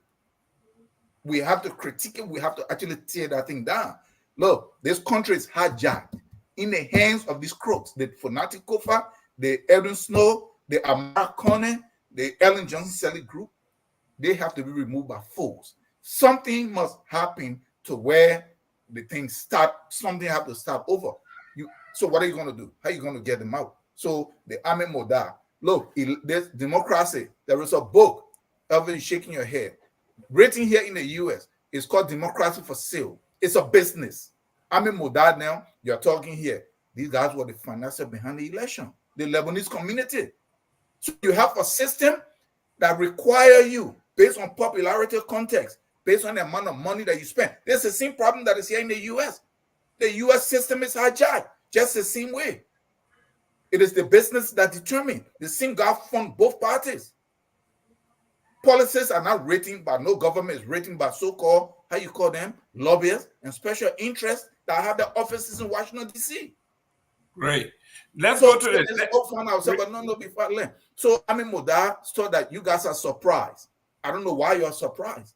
Because the system is a corrupt system. It's a business. You guys are investors. They invested in the Bouaka administration. And so they're getting the dividend. Cummins been running all this time. How do you think Cummins is sustaining himself? There are people that are funding him, both domestic and foreign. When he comes there, he's going to be worse than Bouaka. This is how the system is set up. I don't know why we don't see it. We want to try to look for something else. Mr. Tawo, we have seen it. Mr. Namwe, let's go to our last topic and we're running out of time.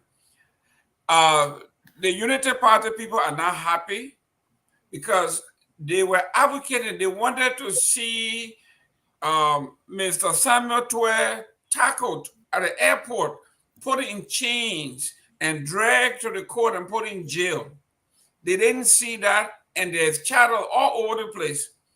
Mr. Tweah is back in the country, and it looks like somebody will have to meet with him at night and tell him to shut up because he's about to speak. Mr. Nambe, what do you say about the return of Mr. Samuel Tweah? Yeah, I think the UP people, if they're angry, someone needs to tell them, like you're saying, to shut up. I think they should be happy that the government, for once, is playing by the book, is playing by the rules. Mr. Tweah was charged with a crime. He is not being proven guilty. He's not a fugitive, contrary to what is being, bandied about.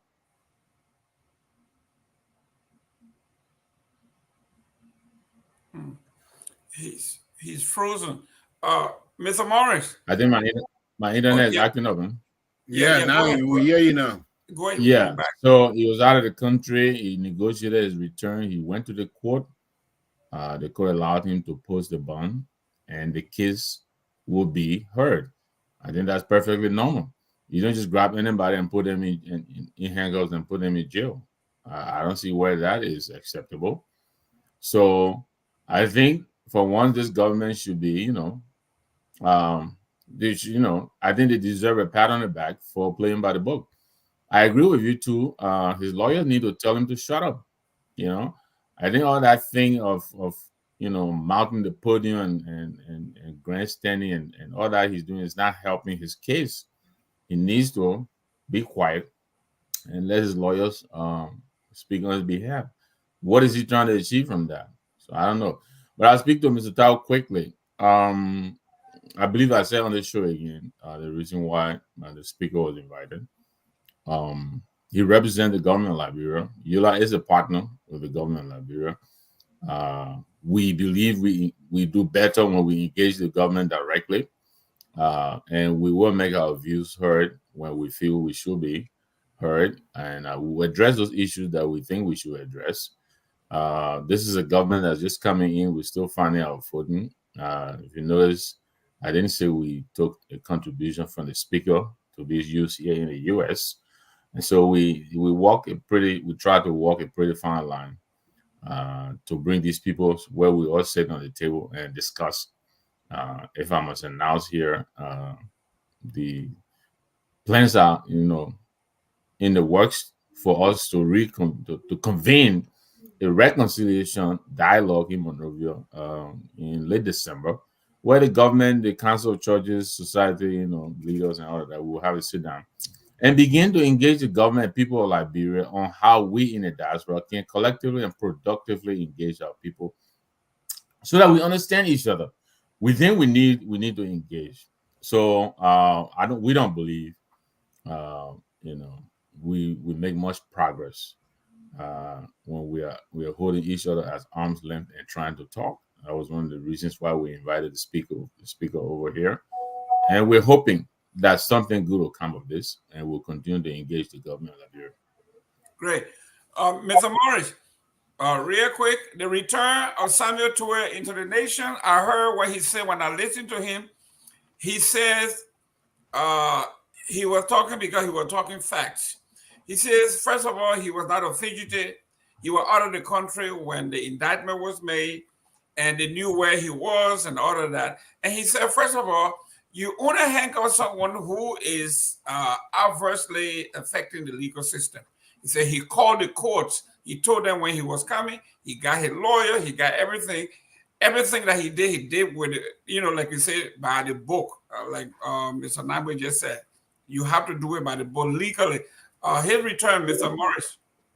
All right, thank you, Mr. Gayman. Look, I will say this to Mr. Tower before I answer that question quickly. Violence, moving people out of office by force, is taking away their mandate.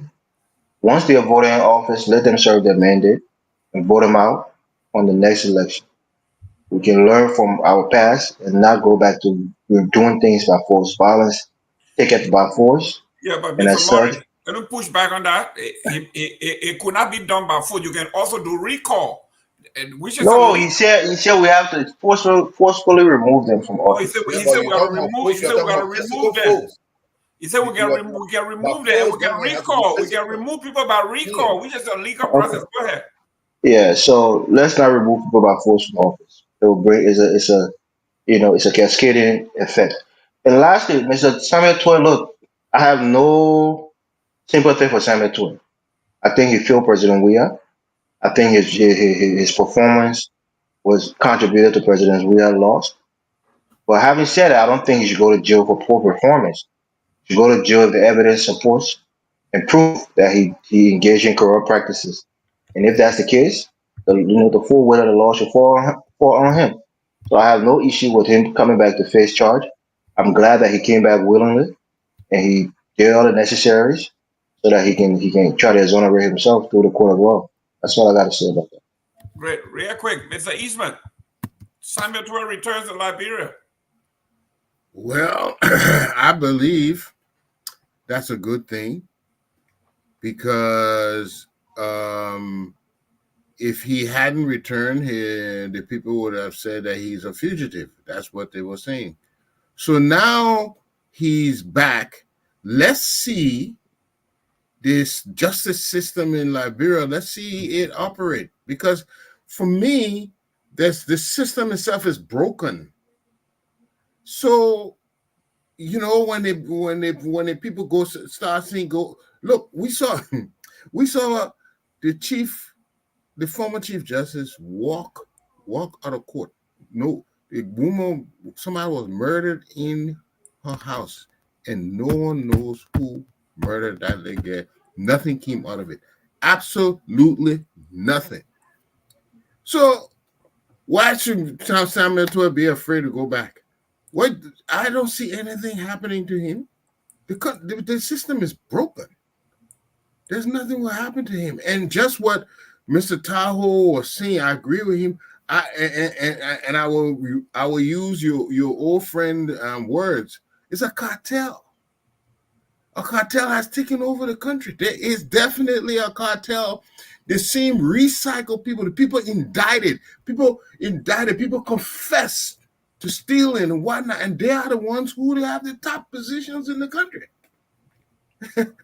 It's nothing it's unfathomable But that is the nature of the country right now, that he who has money has power, and it doesn't matter how he got the money.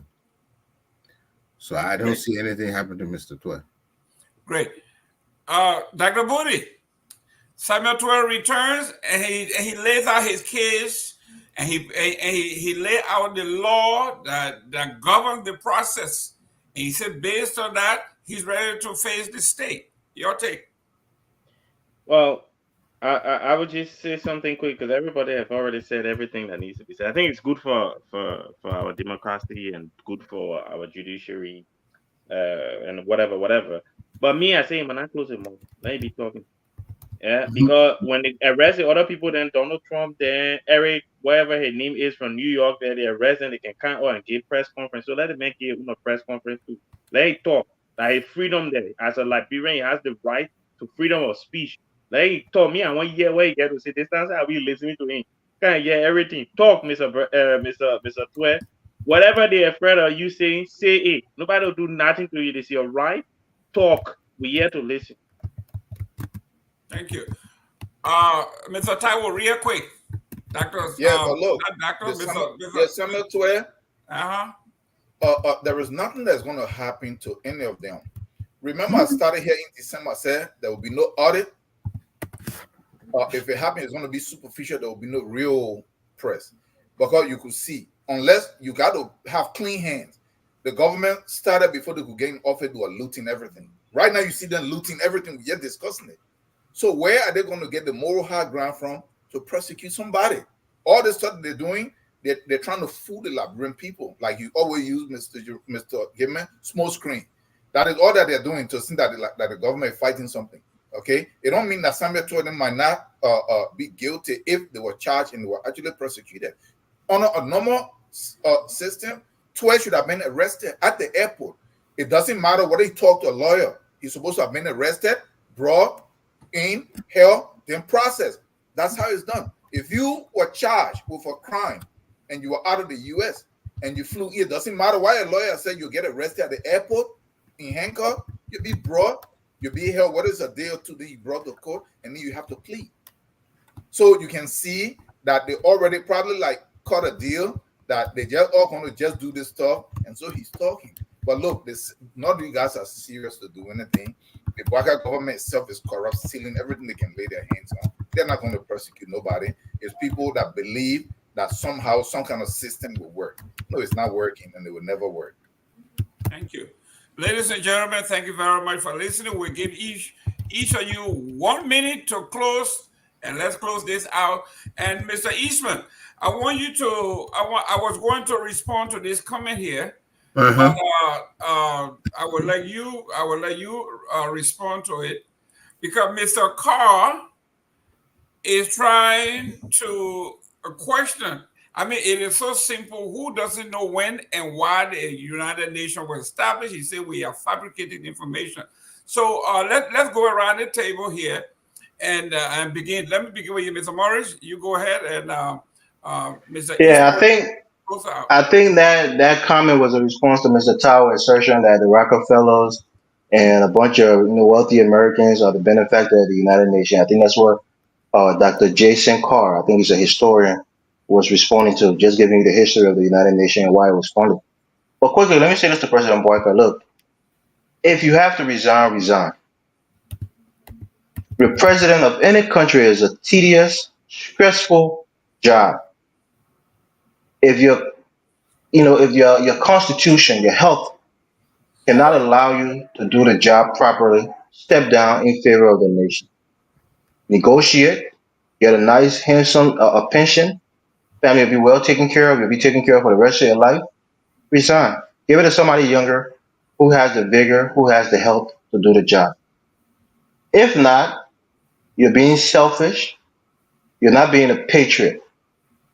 All of the issues that's going on in Liberia, you are just putting it to the back burner. No urgency, the fierce urgency of right now to solve our issues. You're not doing that. You're abroad. Why serious problem is going on in the country?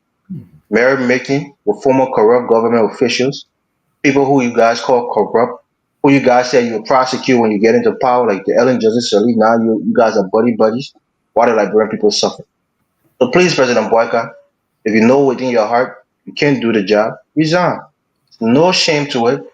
It's actually a patriotic thing to do because you know you will fail your country if you continue to be our president because you don't have the health or the stamina or even the heart, quote unquote, to do the job. So please think about the country first. Everything else, it only matters after you leave office. But thank you for having me, Mr. Game. It was a good show. Thank you. Mr. Tao, 1 minute. Yes.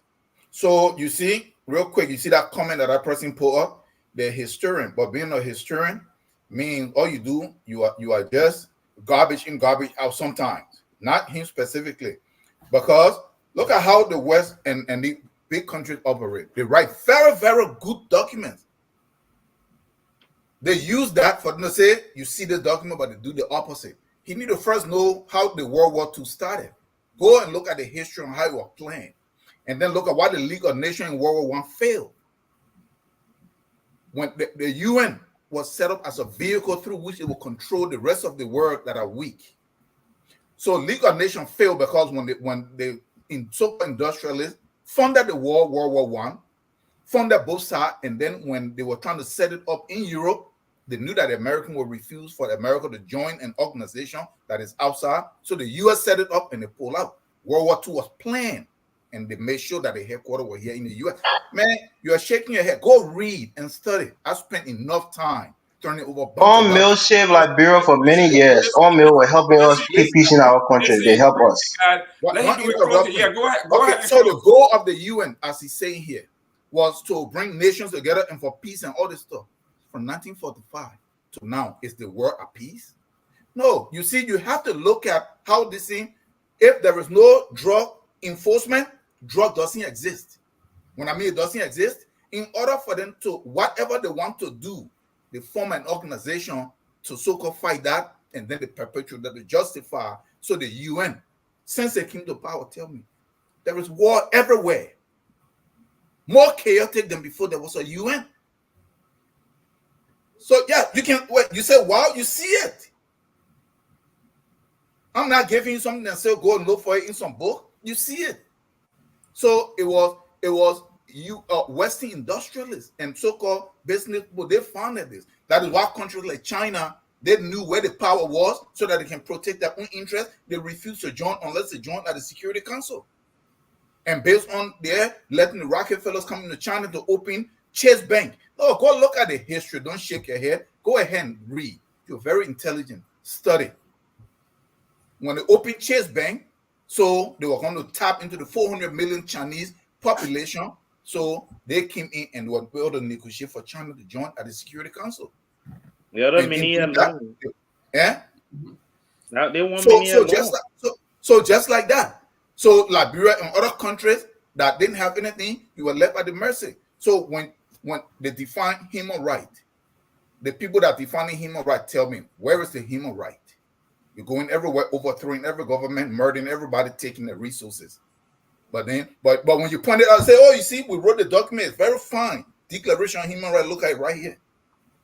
They talk about labor right, whoever exploit everybody's labor.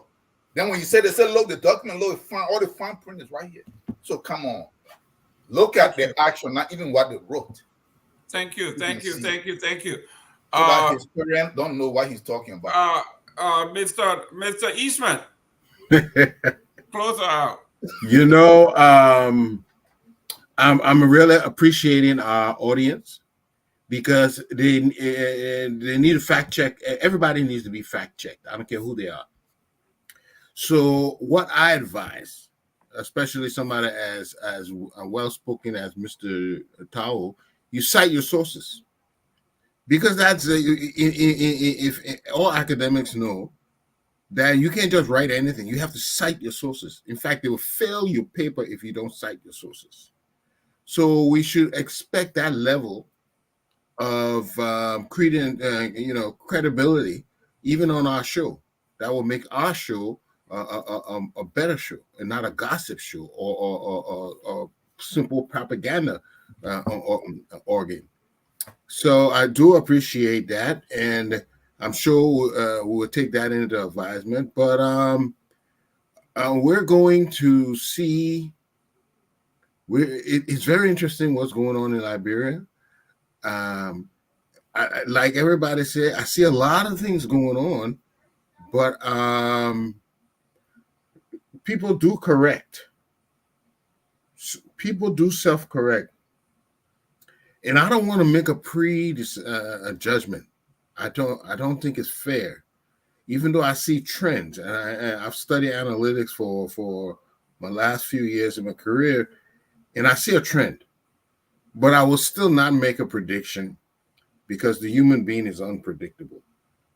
But if this Samuel Tweah case is monumental, this will decide where we are really heading as a country. Because remember, he also is sanctioned. And now whatever thing they have drummed up, he is actually setting the precedence of all these things that's going to happen. They have never tried anybody who's been sanctioned before. This is the first time. So let's see how this develops. And let's see where it's going. It's very interesting. I think it's going to be a mark case to go down in the books, in the history books. And it also will determine the direction of our country. So I think we better pay attention in the next few months. Thank you. Ladies and gentlemen, thank you very much for your feedback. I'll read the comments. One of the things that when they call you intellectuals or thinkers, you do not regurgitate verbatim. This is why we are independent folks. We are talking about, when Mr. Taiwo talk about, if the United Nations was actually put together to bring world peace, what he is saying is, for your own eyes, are we at peace with ourselves? When you look at Yes, we have more peace now than before. 100 million people died in World War II. Excuse me. We need to close too. I don't get my closing here. Oh, Yo, video your closing. Everybody video your closing. Mr. Nangwe didn't get his closing either. You get my closing either. Go ahead, Dr. Booty. The man was late doing you last stuff, so he No, Mr. Tao, don't be interrupting when I'm closing. I beg you. No, first of all, I disagree with my brother, Mr. Morris. I think the president was elected by the Liberian people. He said he can do the job, so he not resign. He need to do the job. We're gonna go and get him an easy way out. He need to do the job and do it well. Whatever it is that he's struggling with, he needs to change and start to do the right thing. He ain't resigning, ain't going nowhere. He will finish the job because he said he wanted it. If I play, he will lead it, but he must finish the job, right? So that one, let's clear it first. Secondly, Mr. Tao, I will always push back because I will say and always say the system is not the problem. It is the individuals in the system. The system, democracy doesn't say that Liberian government officials should pay themselves $15,000 a month. That's not what democracy says. They decided to pay themselves $15,000 a month. The system didn't say that, when you steal money, they shouldn't prosecute you. The laws on the book, like Mr. Eastman touched on, there are laws on the book. If you steal our money, we can prove it. We can come after you for it when you leave government. The unwillingness to go after them, like you said, is because their hands are not clean. So it's the it is the individuals, not the system. The system can work. The individuals that are in the system. Listen, I didn't interrupt you. The people in the system are the one messing the system up. Now, when you talk about the United Nations and the fact that they were created for war, peace, and now we ain't got peace and da. Medicine was created to treat illnesses, but we're still getting sick. And when you get sick, now then they can get you the medicine. The fact that they created medicine don't mean sicknesses will just go away. No, sicknesses will always be there. People will always disagree. Even on the show, we love each other, we care about each other, but we can disagree with each other all the time. So disagreements are always going to be there. The United Nations is there for when there is a disagreement, then they come together. And the reason why the UN is ineffective is because of the bureaucrats that they brought in there that all inflated their salaries. One man making $30,000 a month, $100,000 a month. That's not the system. It's not the charter. The reason it was created is not the reason why it's bloated. The individuals that have come in have messed it up. That's why systems are failing, because the people are messing it up. So the fact that the UN is not functional, the fact that it's not achieving, is not because the idea is wrong. It's the way that we're implementing the idea that is messing things up. And the people that are doing it, similar to our country, Liberia, it can be done well. Totman then did their own, Tobo then did some. The other guy then kind of said, we come and check out everything. They kind of check everything like that. So it is the individual. Let's focus on the people, not the system. And you always say, hey, but you don't give us an alternative system that will work. No, I told Right? you, look in your culture. Great. And cultivate from there. Mr. Honorable Namwe. Thank you. Thank you very much. A great show. Let me first of all take time out to thank my friends at Yola, the leadership team of MSG1 Keita, and Emmanuel Nagby, and also We'll find a guy with advertising it again. We're saying the bill. We're saying the bill. Let me reclaim my minutes. And the program organizing committee and our participants, our guests as well. But listen, I think Mr. Tao is a little bit out of character tonight. I don't know what it is that's going on. But I think Elvin Morris has demonstrated here time and again. He is a man of immense intelligence. I think he's well informed. So to tell him to go and study, I think that was a little bit of a low blow. So I hope you find time. Go read. Let him go read the document. I'm going to do his closing. So yeah, thank you. Having said that, I still believe the amount of resources expended just to obtain a non-voting, maybe one vote, well, an inconsequential seat on the UN Permanent, Security Council, I think it shouldn't have been. I think it could have done, much better and still obtain the results, if it even mattered at all. So, I hope our people will take a look second time around. Hopefully, this is not repeated. I didn't have a chance to speak to what Mr. Murray said about the Commerce Minister. I think the bigger story there is, why is he still going to work? If the president is not prepared to remove him, at least suspend him if there's any investigation that's going on. But we haven't heard anything at all. This story has been with us for, I think, at least about 2 weeks or so now. I don't care whether the president is under the rock. This is the age of technology. He could have said something or done something, and I'm shocked that we haven't heard a beep from the executive management. I think he shouldn't be going to work as of now. And I hope, it's not too late for this president. But that kind of performance, I think, is one of those, it's kind of performance that brings a lot of disrepute and a lot of, angst to this government's attempt to deliver our people from the plight that they all faced with. Some of these people can't even wait one night. Mr. Namwe, real quick. And Yeah. I want to touch this before you close on here. You are looking at just the Commerce Minister. What's about the LRA, whose responsibility is only to collect money? I agree with you. But they are disbursing money to an agency, and he knows that the ministry does not purchase vehicle on its own. That money is supposed to go through the process, the PPCC, and then GSA to purchase car. So why are you leaving him out? He needs to go too. And he's supposed to be the integrity king, that LRA name. He's supposed to go too. Go ahead, sir. Close. So, but yeah, I mean, you already said it. I don't have to repeat it, but I absolutely agree with you. I agree with that.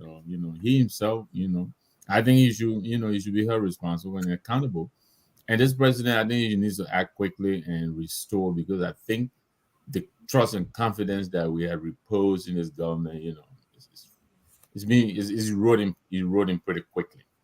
And so, I hope something is done about this real quickly. But listen, great show. I know you guys, you do your best. You bring the best every Sunday. And it's an honor to be here with you. Thank you. Thank you. Dr. Carl, wherever you are, we invite you to come on, because one of the things that I learned in social science is that history is not an exact science. I was on a show with Kao Famula the other day, where she showed from all of my life, I have recited by rote learning, what we say recitation in Liberia. I can recite all the presidents of Liberia, and I saw the photograph of all the presidents of Liberia. I just learned from what Cole was providing here. If it's true, Her that name is Call, listen, not Cole. whatever it is, her name is Mrs. Famula. We understand that. Mm-hmm. She said to us that no photographs that we looked at were doctored. So our history is actually skewed when you look at the picture of E.J. Roy, when you look at his original picture, and you look at what historians have done to him, where he looked totally either mulatto or something close to that. It tells you that our history is not an exact science. So when someone come out here and say, you are not quoting history in verbatim, I take offense to that, Dr. Carver. Invite this Dr. Carr next time based on historical context. Dr. Carr's number, let him come out here and let's discuss it. But we are all history makers. Let's do it. Read our own book. We got to reread Liberian history. Ladies and gentlemen, if the 4 o'clock Eastern time is on point, we thank you for coming. Come back next Sunday and let's rock and roll. I love it. Mr. Eastman, can you take us out, please, with our beautiful song? We are all Liberians, no matter who you are. Yes, come on the show, Dr. Carr. Come on the show. You know, I will try to contact him. I will try to contact him directly and see if we can get him to come and add his knowledge to our program. It's always good. But one thing for sure, and which we will never deny, we are all Liberians. And so that's how we like to end the show tonight. We are Liberians.